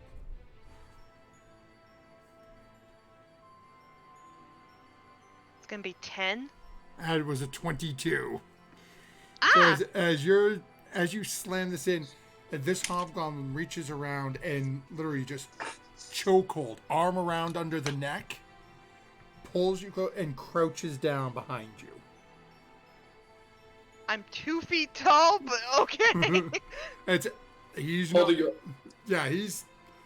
trying to get just basically any little bit of added cover to try to prevent this, and is going to start slowly. And again, it's very slow movement trying to move with you as he starts trying to make his way towards the door on the scaffold and start trying to get to the edge to make his way down. That was going to end their turn and bring us back to Murdoch. Murdoch is going to kind of look out of the wagon and goes, "Are you still fighting? Not only have we been able to bamboozle you and get into this place in the first place, we've killed your boss. You're the last one that's trying to fight. I don't even have to hit you. Just stop trying to leave, or I'm going to call you something much worse than an idiot." That's me trying to convince him, but also casting Vicious Mockery. So he has to make a wisdom save. Alrighty then. Yeah, nope. Yeah, no. Alright. He only takes 3 psychic damage. But he has disadvantage on his next attack. Okay. It's not going to end well for you. Where are you? What are you going to do? She stabs people. I do. And I'll end my turn. Yes, that'll bring us over to Furia. You're right. This is ridiculous. I'm going to cast Entangle on the ground around the guy and on just in that general area. It's a Okay. 20-foot square, I believe. Okay. Yeah, 20-foot square starting from a point within range, which is 90 feet. It becomes difficult terrain, and people in the area when I cast this spell must succeed on a strength saving throw or be restrained Hey, until the spell ends. Sarah, we need a strength save from you as well. Well, if you're both restrained together, you could just stab him. I rolled a 2. You know what 2 minus 1 is, Furia? It's a 1! And that is a 15 for him. That just beats it. Mine is a 14. Okay, so he. Well, now So I can't pull you anymore because you're entangled, so... Sarah is now restrained, but this individual is not. We got you away from him, but like in the opposite way. Yes, thank you, Furia! The vine is just yanking on your ankle. It was worth a try. At least he now can't take you with you. Don't you have a bow? I didn't want to hit you. Shoots you in the stomach. Okay, that'll bring us over to Art then. Lydia should have just let me die. Okay, If well, you ask nicely, wow. maybe I will shoot you. I'm adding all this to the case file. Okay, well, while our lawyer is transcribing horrible diction, I'm going to magic missile the hobgoblin that is now free, fortunately or unfortunately, may it be, but with a 3rd level. Okay, and this is the one that's holding Sarah, or the one that's down alone? That was Kurt that used to be holding Sarah. Okay, well, no, he's still holding Sarah. He hasn't let go of her yet. I'm just extra tired. Now, basically, he's still got her in a chokehold, and now the ground is not letting her move, so now she's sort of like... But I have a good shot at him, don't I?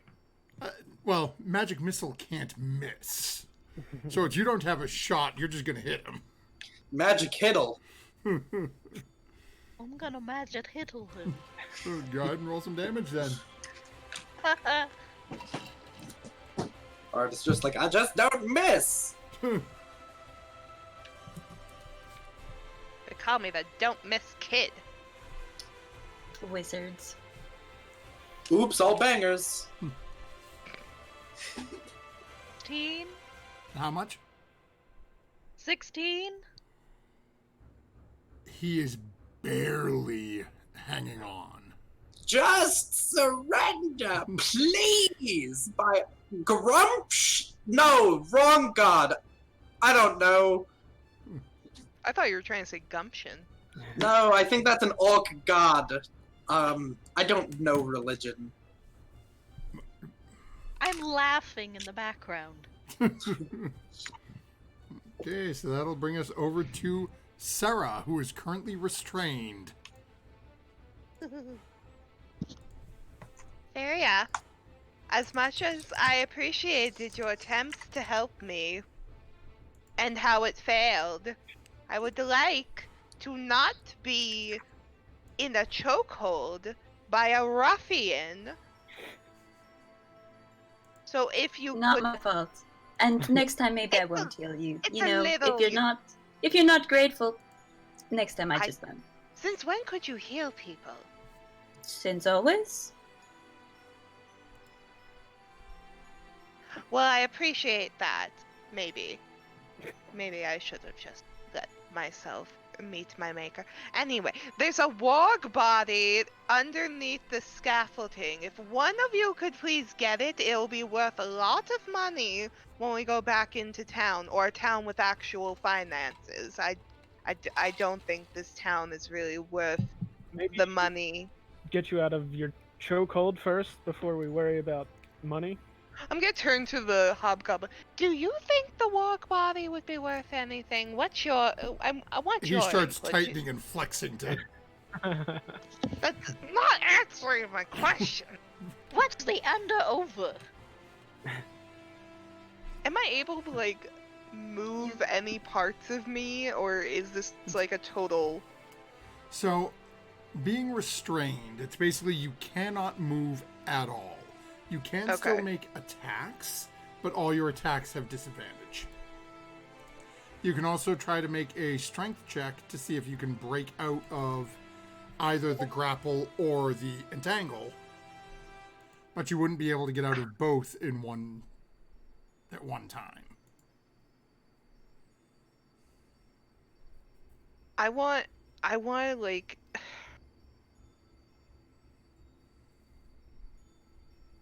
I guess we'll have to fight the entanglement, Oh, okay, so if go ahead and anything. make a strength check to see if you can get your lower half freed from the vines. Okay, that's an 11. Inferior, That's what's your with the DC? -1.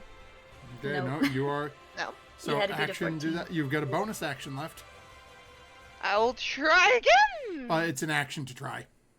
So bonus Damn action it! would be well, yeah, but with being restrained, there isn't anything you'd be able to use your bonus action for. No. So that's going to bring us to Lydia, who can't get close enough to you. Anything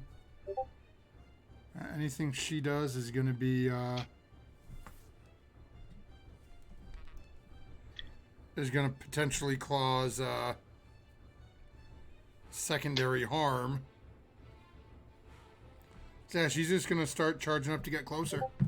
She's going to use her action to dash, and she can get right to the bottom of the scaffold from where she was. That'll bring us to Snow Moon. So did they get off the scaffold at all, or Not as of yet, because Okay. he was dragging an unwilling creature with him, so everything was at half movement. Okay. So he basically got to the far edge of it, but now centered on him, it's now a 20-foot square of creeping vines. Hmm. So now it's And- even harder for him to move. And they're right in the center of that. Yeah. So it's like Lydia dashed up and is now basically in the thick of it. So should they come down, she's right there. Should something happen to Sarah, she's right there, but she can't get up to him. And the other one who tried to charm me, he still looks non-hostile. Last you saw, he didn't appear to be hostile. Looks like he hadn't noticed that anything was going on with his friend, but who knows what'll happen that next run. I guess, could I hold an action focus on the one who tried to charm me to see if he like snaps out of it, basically? Yeah, you can definitely do that. Yeah, I'll do that. So if he snaps out of it, I'll just take out my greatsword and take a swing at him. Okay. So that'll bring us over to them. So let's see whether or not he is paying attention yet. Oh, that's only a 4 on the die. So he The is still massive not vines noticed. on the floor. He just seems He to doesn't not care. be. Yeah, he's just not appearing to look up that way. But this is going to bring us up to the other one who gives a couple of pulls on that choil, realizes that Sarah's not going anywhere. So is going to just start hitting Sarah. Because now Sarah's all nice and trussed up. So he's going to start and just literally just starts raking through with the fist just boom, on top of Sarah. Bing. guys. First one is a 13. That doesn't hit. Okay. Oh, And his first attack did have a disadvantage, right? Well, I guess it doesn't matter. It's on his second attack now. yes, first one was first one was a straight roll because she's Because he restrained. normally has advantage. Right. See, I'm looking out for you. I don't say that. I don't want to get on that one's bad side. Second one is a dirty 20. That's gonna hit. Third one is a 21.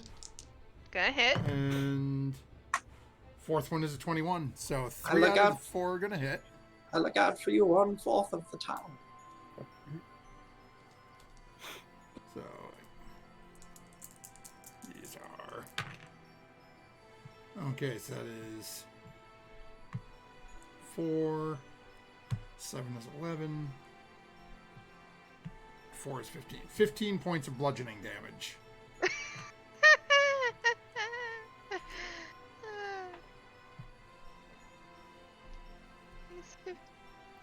Sarah's still with us? I'm at 7 health. Oh, you're fine. Oh, okay, you're up. It's fine. And Don't then- worry about it. Don't worry about He's it. going to use his full movement to basically climb down and ends up in front of Lydia. But that's about all he can get with all the vines and everything on the ground. And that will bring... Actually, we've already run late, so at the top of the order, this is where we'll take our break for this evening. This is already 10 o'clock, and... So we'll be back in just a few moments, folks. We'll find out how our party finishes up this encounter. I'm going to mock him so viciously. With our somewhat severely injured, formerly chokeholded but now released halfling who is now bound in some weird vines that are druid summoned. But we will see what happens in just a few, so don't go anywhere. We'll be back.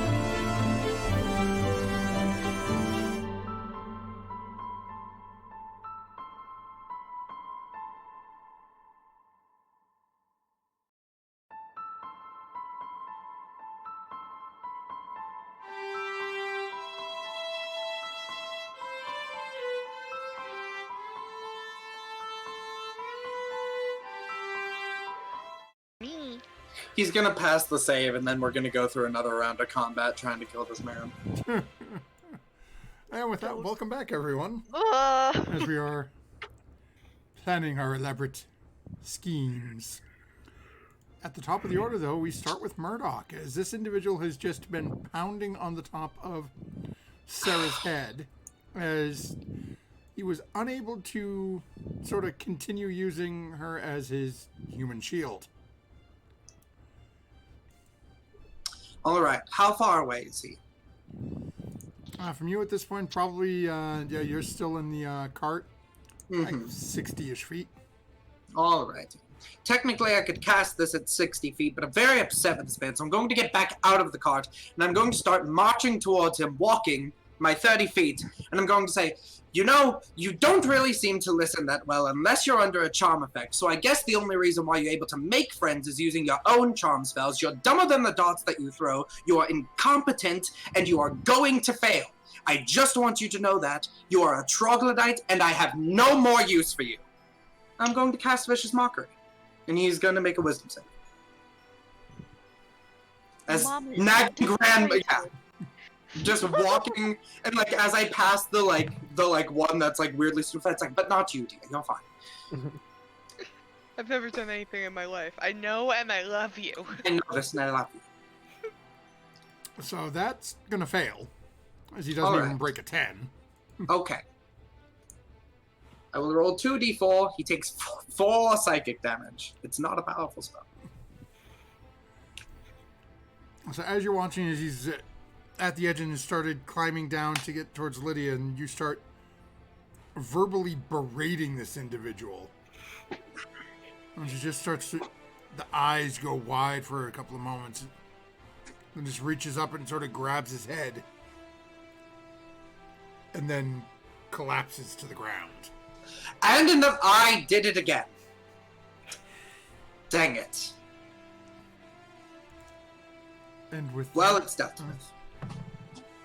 he is still rolling under a 10, so with that, you are out of initiative. Well, I guess words really can hurt. Mine can, unfortunately. I was trying to keep that in check, but he really upset me. Now what do we do with this one? Feria, can I please be let out? I wait the full minute, and then it just sort of fades, and all the plants wither. I feel like you're a lot smarter and that shouldn't have taken as long. My I spell, like plants. my spell on him is going to end fairly quickly, so at least subdue him, and then perhaps if you want to talk to him, talk to him. I was I'm hoping here. more were going to live, but you're very, very rambunctious in your violence. Granny's gonna start climbing down and is gonna go over and start stabbing him. No! No, Going no! to- Well, as soon as the plants wither, I would hold person on the guy. I'm still gonna stab him in the stomach. So, Does my charm effect mean nothing to you? so as you're walking by, Lydia is going to touch you and cast Cure Wounds on you as you're passing by. So you're going to get back, oh, not bad, okay. 10 hit points back. Okay, so 17. I'm still going to stab this man. If there's a point at which I think that this person is going to expire, I'm going to try and hold the grandmother back. Okay, well, first, so we've Yes. got Fury is casting Hold Person, so that's the first thing that's going to happen here. So, what? That's a Wisdom save, right? Yes. Yes. It needs to be to 14. He's got a 16, so he is not held. So I have a he's- way to hold him. No, we need to ask some questions, not like last time. Can I at least... I Go stab stab his that hand. post over there, or the warg, or the boss guy. I'm gonna stab his hand so that he's stuck to the scaffolding. There! Ooh, Is I that kinda fine? No! I like That's Wow. not fine. Well, Matt, his you're my muted. spell is no my spell is no longer working. Go ahead and make Now an he's attack. Next time I'm fire. going to hold person you. I should have left you in the vines more longer. What was I rolling, Matt? An attack roll. You're trying to stab his hand to it. Okay, that's a 19. Go ahead and roll damage. Ooh. 6? 8.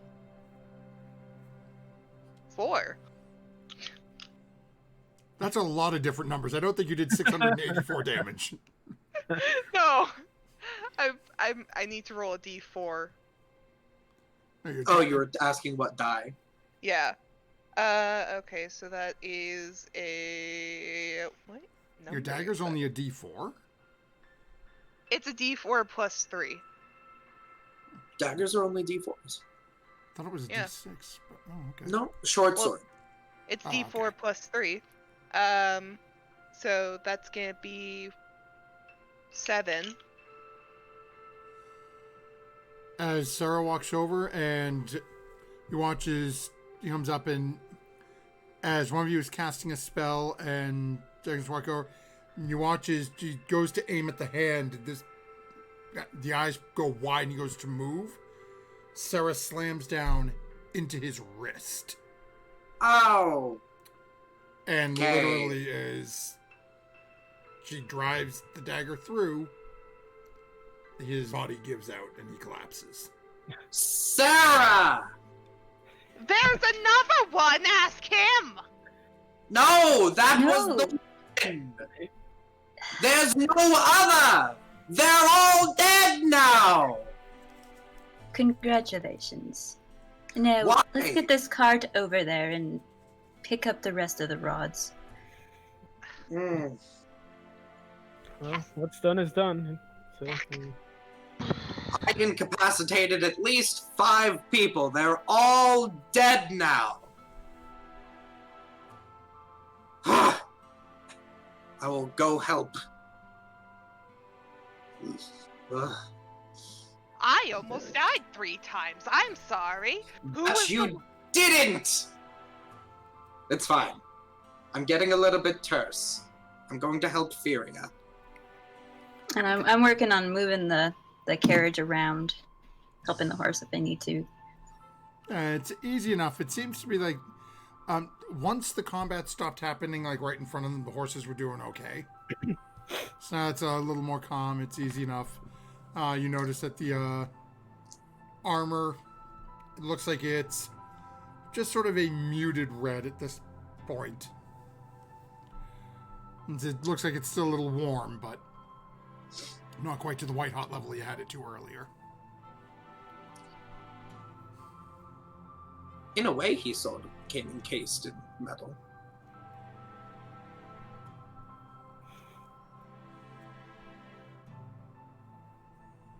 So what the group you'll be doing is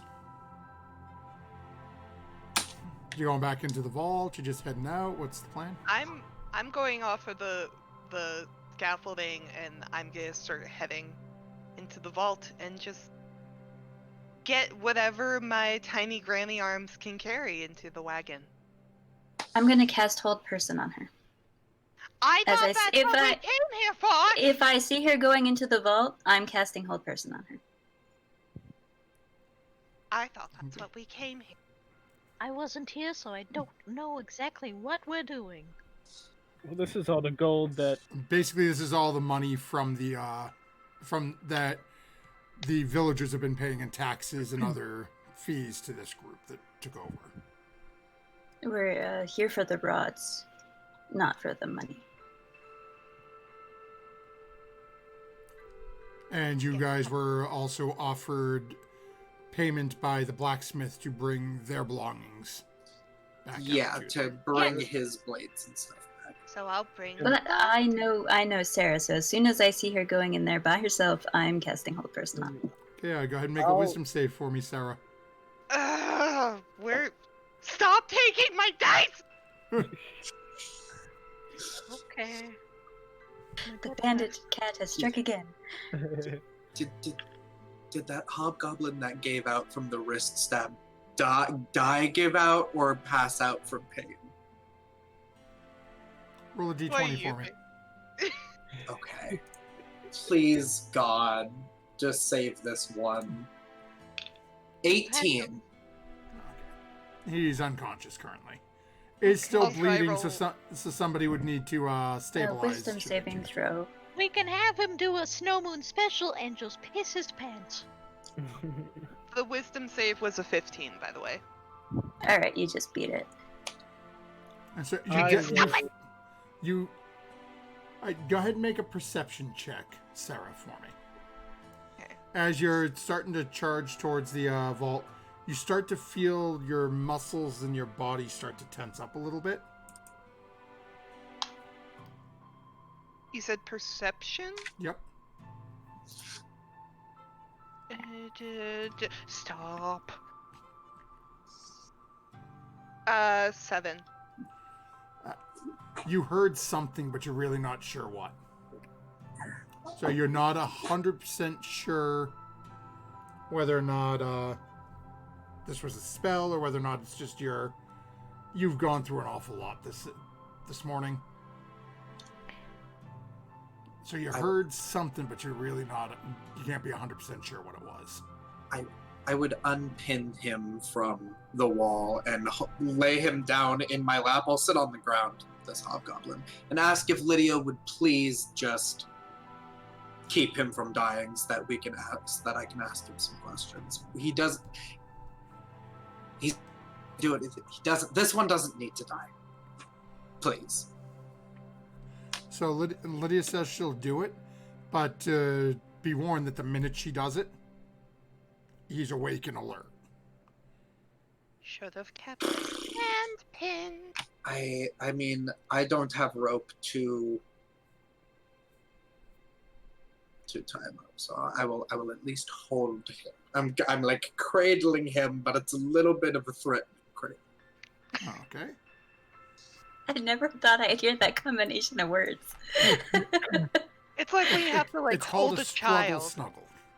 That's it. I am going to snuggle him and just keep him away from everybody else. But it'll be my fault. Okay. I'll go into the vault and start looking for the blacksmith's blades. Yeah, as soon as my hold person fails, I'm just gonna follow Sarah in and keep an eye on her.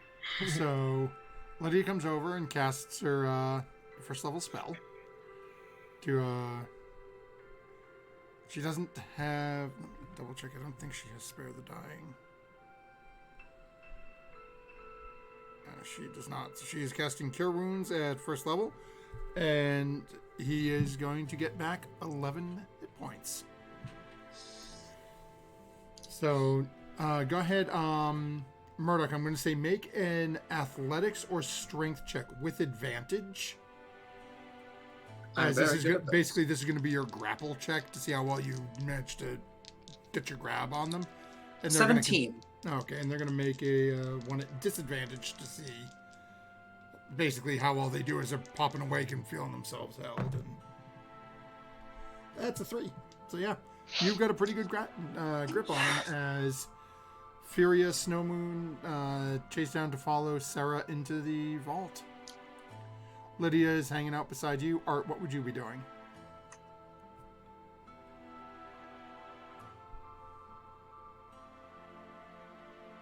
I'll go on a shopping spree with Granny. No, we're just collecting the blades. That's all.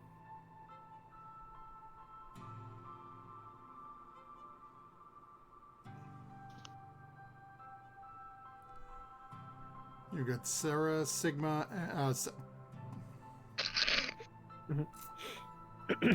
Try again. you've got Furia, Snow Moon, and Sarah heading into the vault. You've got Lydia and Murdoch. Currently, Murdoch with not really a chokehold, but like basically it's this person this hobgoblin's reclining on their lap. Or actually, one arm sort of under the neck, almost like in a sleeper hold, but Ha! Because he's passed out. Huh.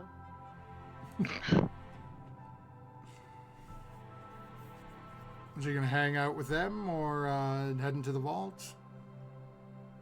I would. I'm gonna hang out with the new dragonborn Oh, okay. lady. And so we will start with the ones in the vault. So Sarah, you've probably got about maybe 10, 15 seconds, if that, before your friends would be catching up with you. What would you be doing as you first initially charged into the vault?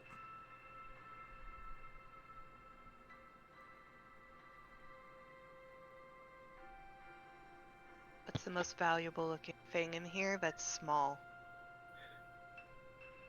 Go ahead and make a perception check. 16. Okay, give me just a second here. Jump over to where are my notes? Okay, my notes open back up for me. So like something that's just really quick to like grab pocket. Yep, no, I understand completely. Okay. There we are. Okay.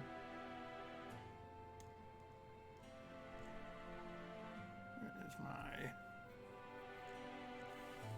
Okay. So...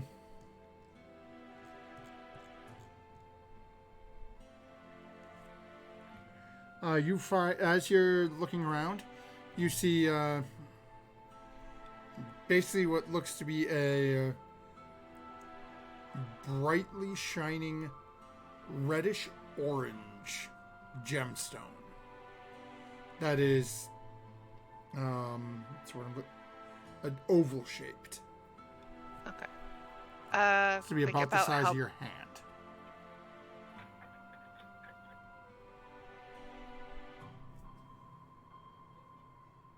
So like fish. Fist size. I'm trying to like think of how small Sarah's hand is. That's why. Okay. Yeah. I'm gonna snatch that and put it in either like my nearest pocket or if it fits, in the cleavage hold.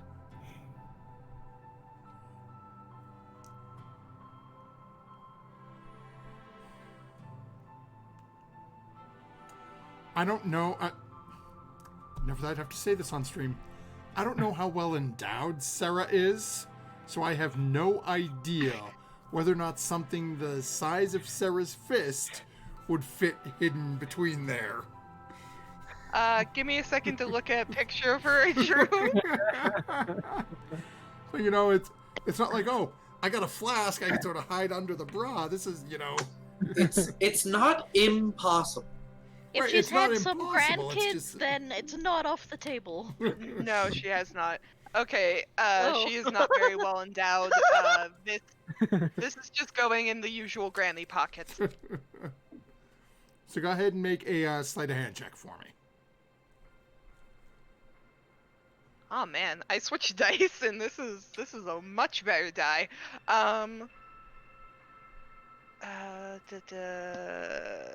14. Okay. It's one of the dice my wife got. Ooh. So as you finish that up, Furia and Snowmoon, you come charging in, and strangely enough to the two of you, Sarah is not like knee deep in gold coin at the moment. This looks to be sort of just sort of like gazing around the room. Question. If my passive was higher than her check, did I notice, or was it just out of sight completely? For the two of you, it was out of sight completely. Okay. I'm gonna turn to the two of them and be like, I don't know weapon at all. I mean, can I assume that every weapon in here is the blacksmith's, or Is that He only said he had 3 in here. And I'm like crossing my arms, like, so you don't know weapons, but you ran in here for. And I'll start looking for the weapons at this point, Well, I thought I could maybe Just- get kind of my. perusing through.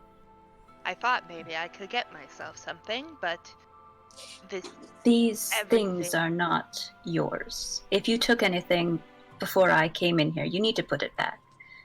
Well, you know what, Ophelia? I didn't, but if I did, I almost Inside check. died twice today. And I feel like I maybe deserve a little something for almost dying twice in the past hour. Sarah, Paid for the we've straw. all almost died. Just because you did doesn't mean you deserve anything.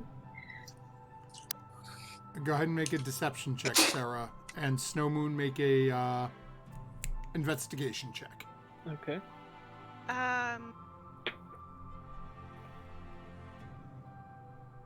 22.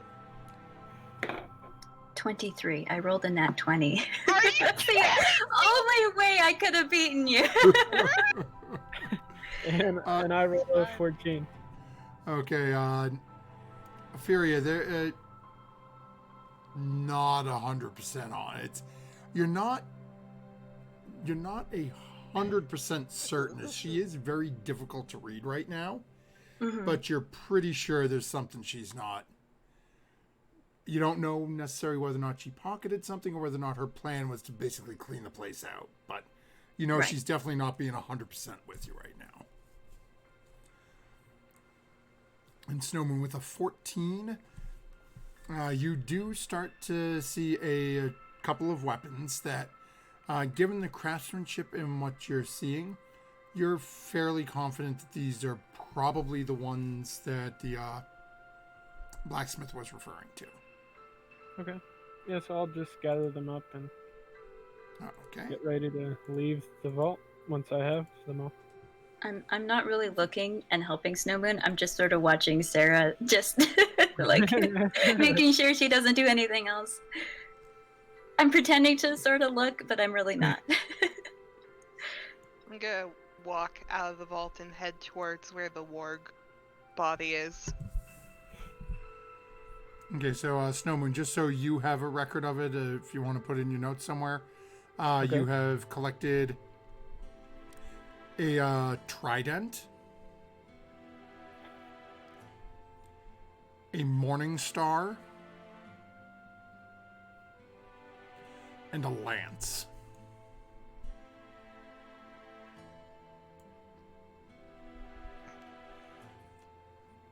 All three of these very beautifully made, notably on each one on the metal, basically on the round parts of the metal, like on the near the base of the lance where it sort of flanges out before it comes up to the point, on the individual tines of the trident beneath the barbs at the end of it.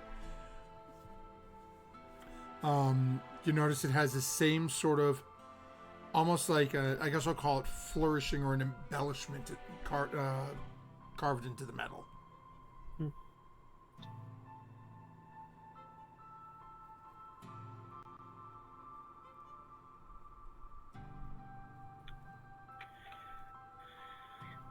Alright, well, I think these are the smithy's blades, so I guess we could start heading back now if we're ready. We're not done here.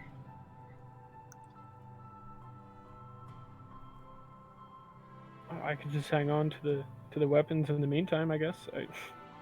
We have a cart. I mean, I'm not sure Okay. what we're going to do with it when we go after the rods, but Yeah, I know we still had to deal with the I'm- rods. I didn't know. If I'm we just not sure if the cart's going to fit.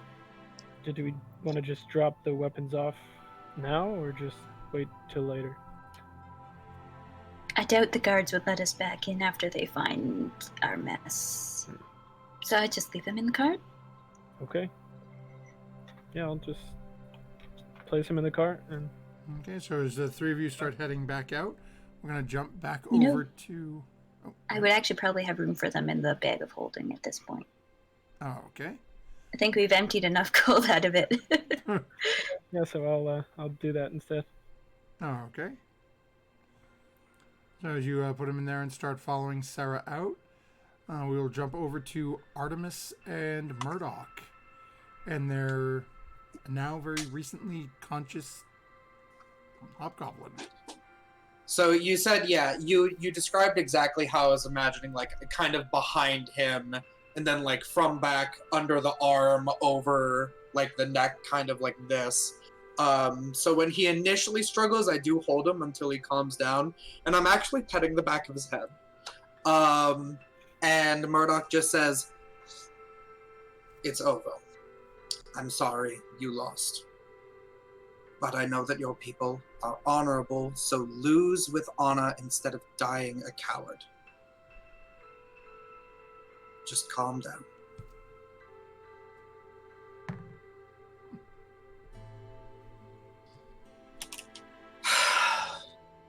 It takes a couple of seconds, but eventually you feel the body start to go a little more limp.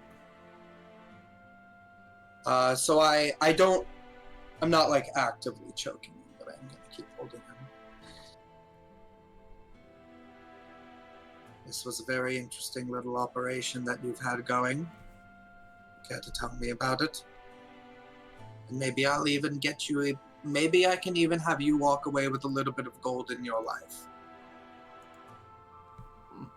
Go ahead and make a persuasion check for me. Glad. 28. I don't know why I asked you to make those checks. Because I can roll a natural 1 and make it 20.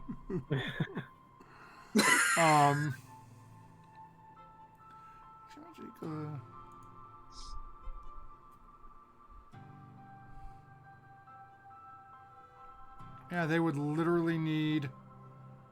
Oh, not quite a nat 20. They'd have to 19 to even be able to read through you at all. Fair. But, and that's if you roll a nat 1. So, It eventually happens. just sort of grumbles a little bit. Yeah. Makes more sense. Why let money come to... Why live out there and have them pay money to Urshani? Urshani live here. Food and wine and money come to us. Easier. And now, and I kind of gesture at the carnage that the party has wreaked on them. There could have been another way. You know, these people want protection, and you want coin. I know that you're not as much of a fool to think that there wasn't some sort of arrangement that could have been made. And as much as Ken sort of tries to lean back and look back at you, Lord's Alliance. No deals.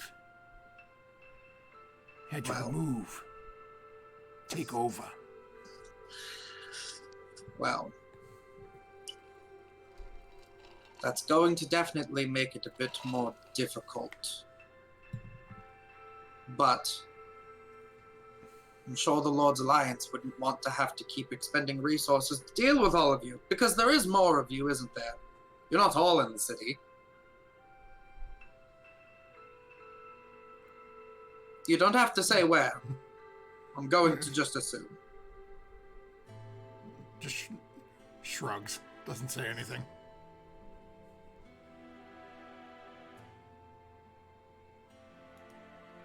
How... I know you all enjoy your rank. Would you say, with your fellow sneak thieves and your large, aggressive boss out of the picture, where does that put you on the ladder? It sort of looks and... You notice it looking at the bodies and almost looking admiringly at the handiwork. Depends on what happens to the rest of them here. All The right. rest of them not around. Then no, you know. The rest of whom? The other rods? that you replaced? Yes. All right. Well, you see, the rest of my party here are going to be finding out what to do with those other rods. So you're saying that if they no longer held power, you would be in charge? I like the way that sound. And I like being able to make some deals, contracts, if it were, very legally binding. If we perhaps arrange something like that for you, could we come to a sort of agreement where something like this doesn't happen again, and the people remain safe, and you can possibly stop scrounging for scraps outside of the city walls?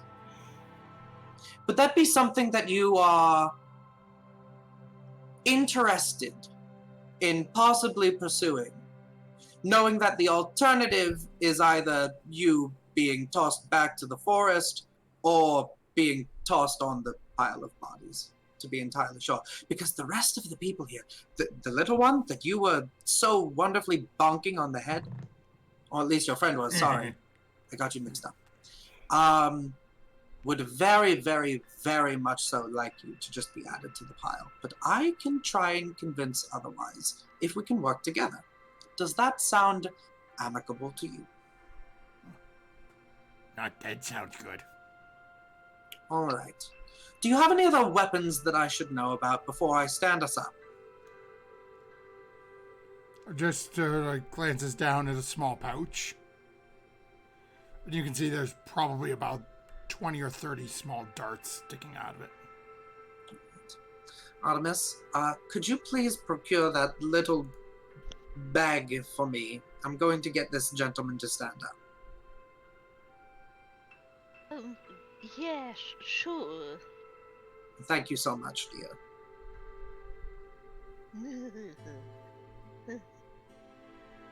They'll go up and as gently as they can, I suppose.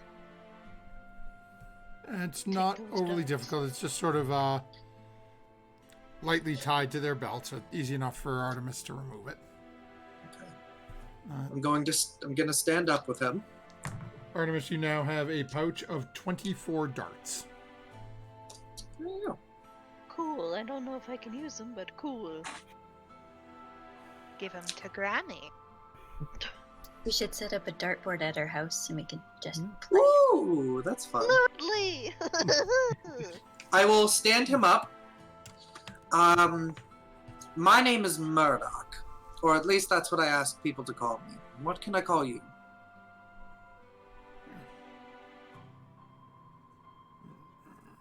Sorts of looks and Come on, Tian. call me Urshani. I no give name. Arshani? Urshani. Urshani. Alright, well, Urshani, you fought very well. And I'm sorry that it had to come to such carnage. But we're gonna see what we can do moving forward. And I'm going to let go of him. If I see, because I'm guessing at this time, you guys are coming back out of the vault. You're all entirely armed. He has 11 hit points. So I'm gonna let him go. As a sign of good faith. Keep an eye on him as he goes. I'm not gonna let him leave, but I'm gonna stop. And just stands off and again sort of brushes himself off a little bit and is standing up, looking down Catch your at his breath. hand and his wrist, rubs it a little bit. All right. Snow Moon, dear, could you please get my cane? I left it over by the door to the vault. I needed to help walk. Sure. And he'll walk over and get it. I look over to Murdoch and then the distance to the cane and back over to you. It's like, but how did you get? I lie. He's handsome. And he'll hand it over. Thank you so much, dear. And as she takes the cane, she goes into that more like hunched. She like totally just assumes the feeble grandmother again. Like she wasn't running around with 2 long swords earlier. This is a Shani. He's unarmed. And I think we may be able to work something out to accomplish the rest of our goal here. So I would ask respectfully that no one stabs him unless he tries to do something. Then I think he would understand that that is worth a stab. But the battle is done. I'll kind of quietly to Murdoch. I mean, it's one thing to get information, but is it really wise to try and make a deal with him? Snow Moon, I make deals with devils and demons and fae and all sorts of terrible creatures, because if we keep killing them, they keep coming back, angrier and in more force. Diplomacy is the only way to solve a problem permanently. At least that's what I believe. A little bit of violence gets the point across, which you very eloquently displayed. You were wonderful in the battle. I mean, if you're in battle, it's to the death. So. And I believe that's something that you and Ashani can both agree on. But the fighting is done. Now is the time to try and solve this problem permanently. Try is the specific word. And I'm quite sure that if we find that diplomacy is not an option, that you can think of something with one of your pretty new toys that you seem to be carrying. All right. But that is what I suggest as your legal advice. And she smiles. All right, then let's see what you have in mind. Where's Furia? I'm following Sarah around, so if Sarah has left the vault, so have I. I have left the vault. I'm over by the work body. Furia, this one may be able to give us a little bit more information about the rods, and I believe that if they were deposed, which I think that they have been acting in a manner that would justify it, then maybe we can make a new deal with this one, as I think he would be at the top of the ladder. Something that helps everyone. That's what I was thinking. What about the Lords of Lions? They are a trickier sort. I'm hoping that they will appreciate possibly not having to expend as many resources to protect Sakamba, and they can possibly be utilized elsewhere if we can come up with some sort of agreement between the clan and them. Possibly a joint force. They're good fighters. Also, I'm not sure how the townspeople would think of it. I'm not quite sure.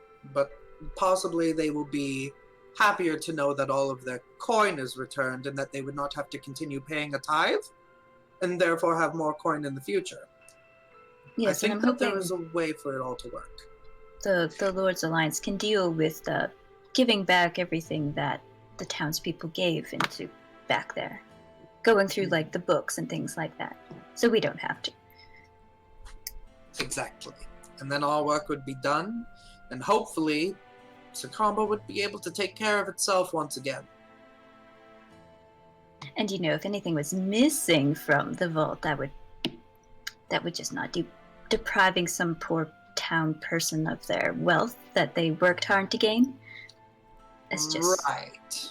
I mean, in a matter of all of this strange taxation, it's very possible that some coin here and there does get lost in the shuffle. It's possible.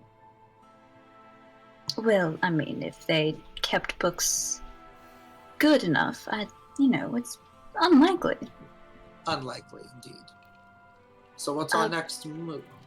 I'll turn over to Ramnelth, who's probably just still sitting in the cart. At this point now, he's no longer oh. cowering in the cart. He's now sitting back up at the front at the reins, just sort of looking at the group of you, and sort of seems to be a little focused on the strange hobgoblin that you've sort of released, so to speak. Where do we go next to find the rest of the rods now that we've dealt with the people in here? He sort of looks around. They could be anywhere. They could be home. They could be out. They could, it's hard to say. Where would they usually be right after breakfast? Like you said they would in this area of the barracks. He looks back and forth. What day of the week is it? No, there's no trial. He starts going back and forth. Well, there's no trial, no meeting scheduled. We can try to schedule a meeting if you want me to try to get everyone together, but that usually involves setting, charging someone with a crime and having something set up so they meet at the temple. I think a meeting is the perfect thing to do, personally. That's But what that's I'm just my opinion. saying before we did this whole I think- rigmarole to get in. I think that would work, yeah. But now there's a lot less chuff to get through.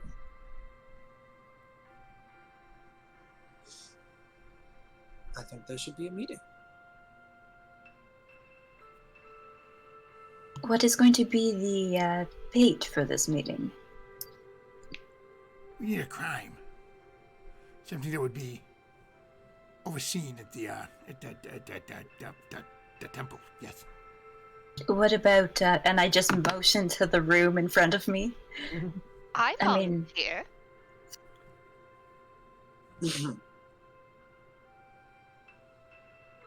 That could be So risky. he sort of rubs his head. Self-harm. I'm sorry. You volunteer to go be charged with multiple murder. Okay. How about theft from the vault?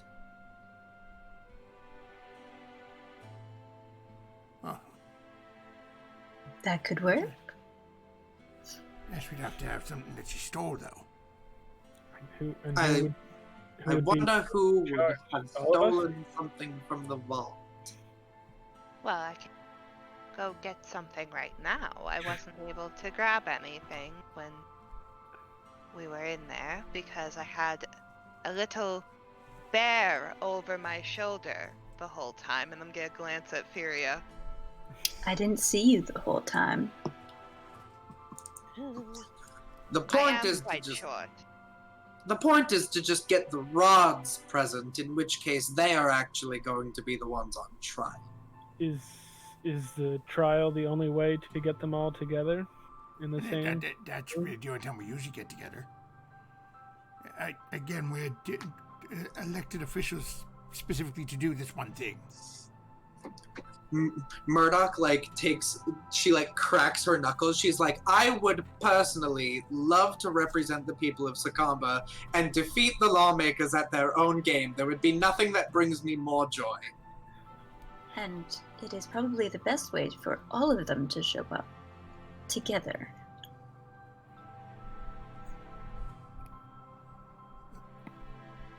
Looks back and forth a little bit. Okay, so we're charging this one and points at Sarah with theft from the vault. Of course. Technically, we wouldn't actually have to take anything. Are you sure you want to do this, Sarah? Well, it's either that or you all finally accept my offer of the scorched earth variety and we just poison all of the drinks and or food that would be served at such a trial. We already told the Lord's Alliance that we would be capturing them alive. Sleeping potion? I don't like it. Randolph leans out a little. Oh, you can make one of those? Well, we have a I don't want. druid. I don't want you to have the. I don't want this man to have sleeping potions. Maybe he's just an insomniac. No man with another magical way to step between whatever he does wants a sleeping potion for some. Okay, then we got to, what are we gonna do with you until the trial tomorrow? I mean, the 5 of you. That one's gonna go to jail, but... I can disappear pretty effectively. I think I will talk a little bit more with our friend here, who I don't believe would have any problem speaking out against the rods and what has been going on behind the scenes if it meant that he possibly would be replacing one of them, right? As you're looking over at the individual, it sort of gives you a nod, and everyone go ahead and make a perception check. I'm putting a lot of faith in him. 20. 13. Okay. 12.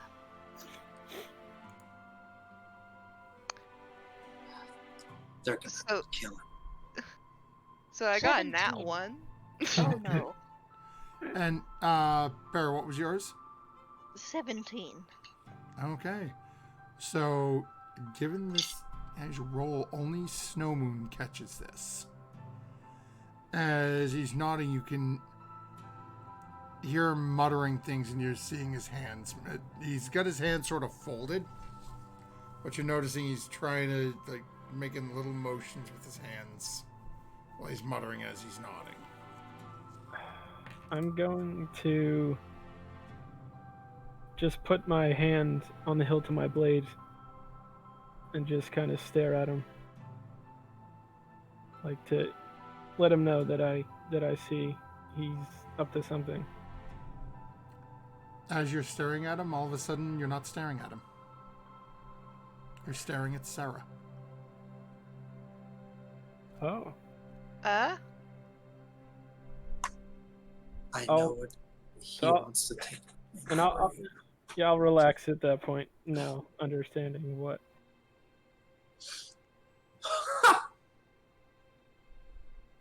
He's on board. That's Did- one interpretation. So, you're willing to, what, sit in the jail cell? Yeah, Is this- no, this only lasts 1 hour. But this... You think townspeople know This is how they took Irshani's over. Irshani's running town? No. This is how he can prove that they've taken over. Does that mean that the rods are under this sort of spell? Those Irshani rods are, yes. Well, then I guess we just need to make sure that this trial goes on a little bit long.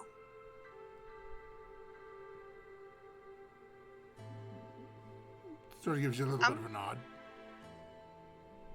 I'm gonna glance over at our buddy that's been hanging out with us. Is there anything you need to tell us before this trial goes on a bit too long? His spell that he cast on you was 1 hour. And yeah, Ramnolf looks over at you. I mean, come on, I've been with you guys longer than this already, you know? He starts stuttering again. We were statues for a while. I don't really. Yeah, but and it points over at Murdoch. Wasn't a statue, was sitting beside me. Fair enough. Saw him before he cast a spell on you. We've seen him after, and the spell in between lasted an hour. So if he was under disguise, it would have come off by now.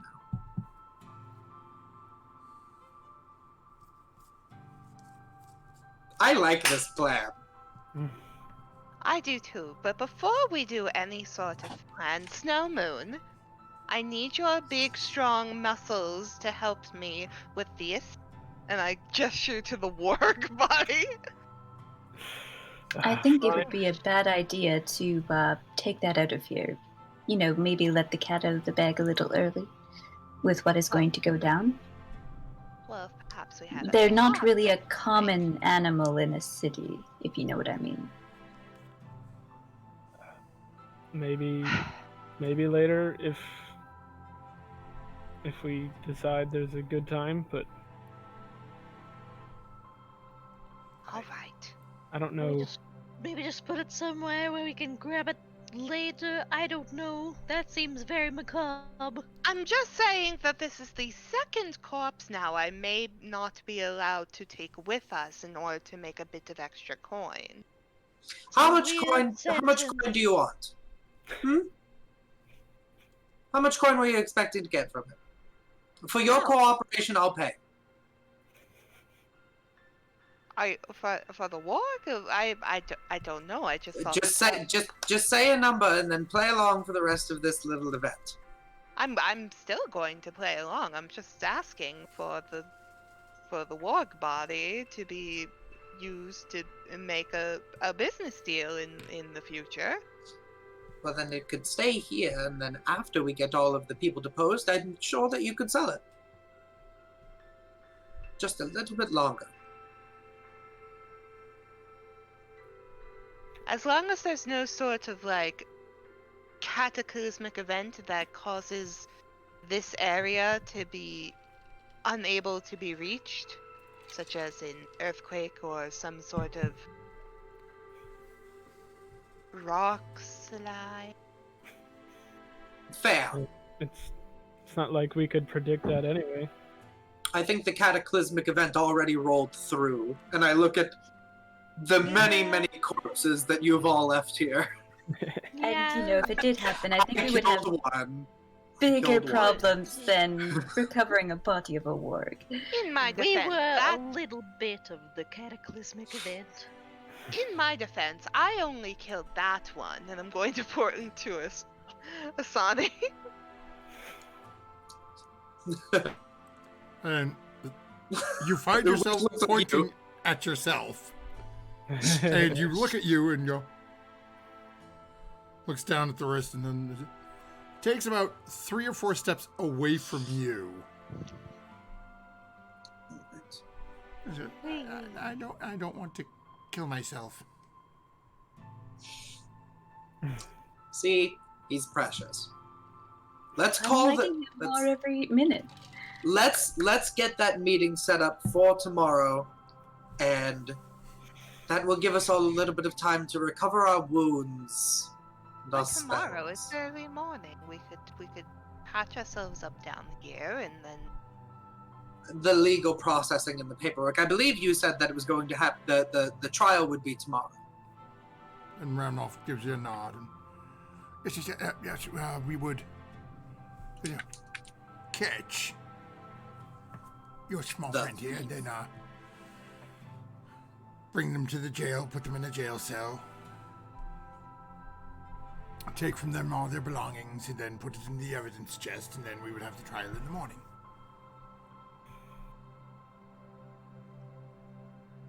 it Works for has me. been a while since I've been in jail. That is not something that I need to know about. That's concerning.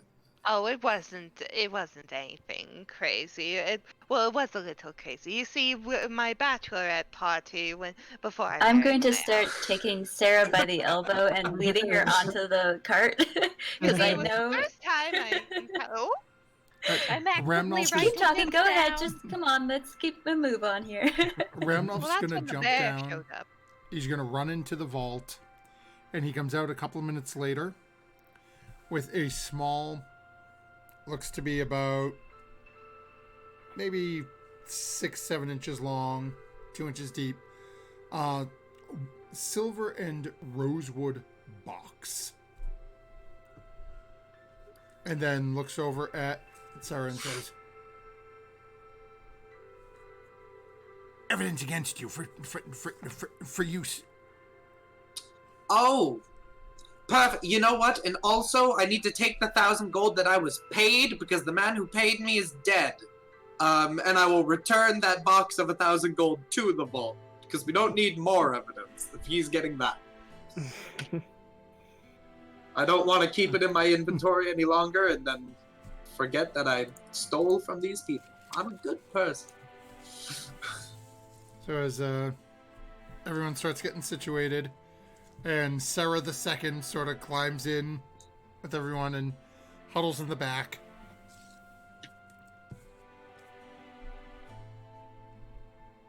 Eventually, Ramanov starts leading the group of you out.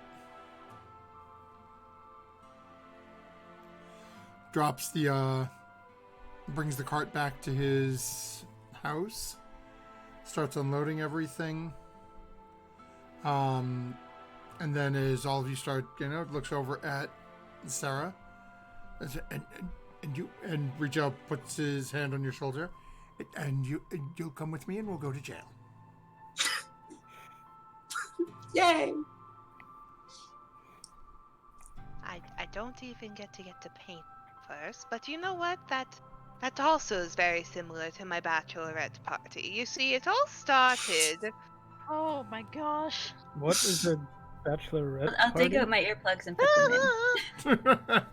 Well, you see, Snow Moon, when two people love each other very much, they have to have a night where they're I just need to go. away from each other for hours on end. You get very drunk, and you see that's when the gold showed up, because that and the jail, and you see, and she's gonna start laughing. You see, it was very funny, because what happened is that my soon-to-be sister-in-law, she was the one who first got the ogre drunk, and that's a whole other can of worms, if you could believe me.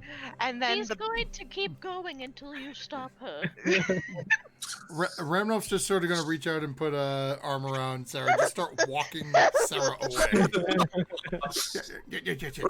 Please continue. Just keep talking the whole way.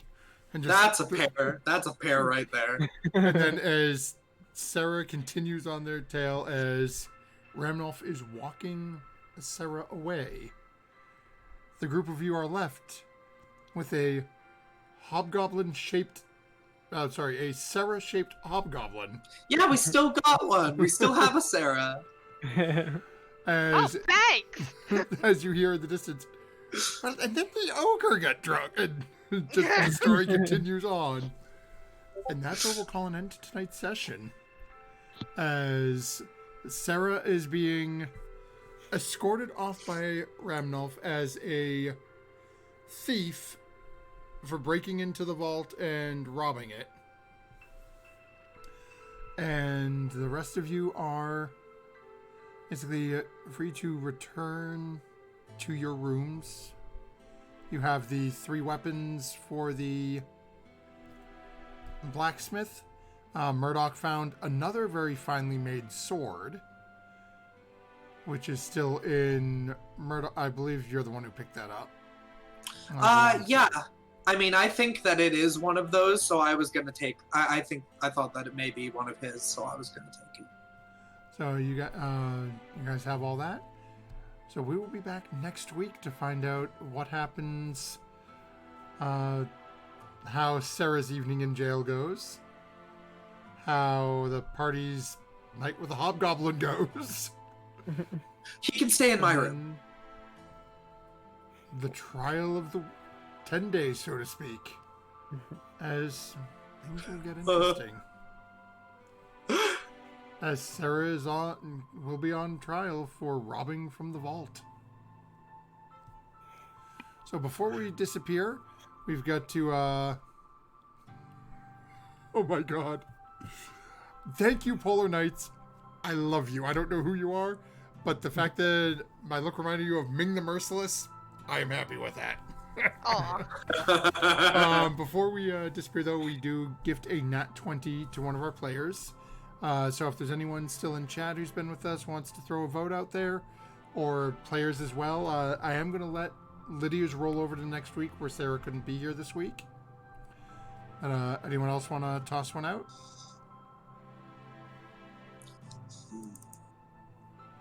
A lot happened, though. Yeah. A lot did happen. I say Sarah because they might need it, but you know. I was gonna say Snow Moon because he killed the big bad. I was gonna say Sarah because I 100% love the dedication to chaos. I Like against any wishes, the dedication to Wait, chaos no. prevails. This is going to be a lovely granny. She glassed a man in the foot, but she was nice to a child. And we're like, yes, we'll get her onto this ship and she'll be nice. And here we are. And she is to children. Yeah. As long as the children aren't harmed, if the children get, that's when Granny gets very angry. Everyone is someone's child. Children. Okay. That's the lawyer in me trying to negotiate your chaos. I say Sarah. Okay, so you've got a couple of votes for Sarah. You got one for Snow Moon. So we will toss it at Sarah for next week. So again, don't forget, folks, when your party is saying we need to interrogate this individual, we've been beating on them, they're bleeding, they're injured. Don't use your dagger to pin them to the table. But if you're going to do it anyway, might as well add your proficiency bonus. Guys, you're going to kill him anyway. That we'll see you all next time, folks.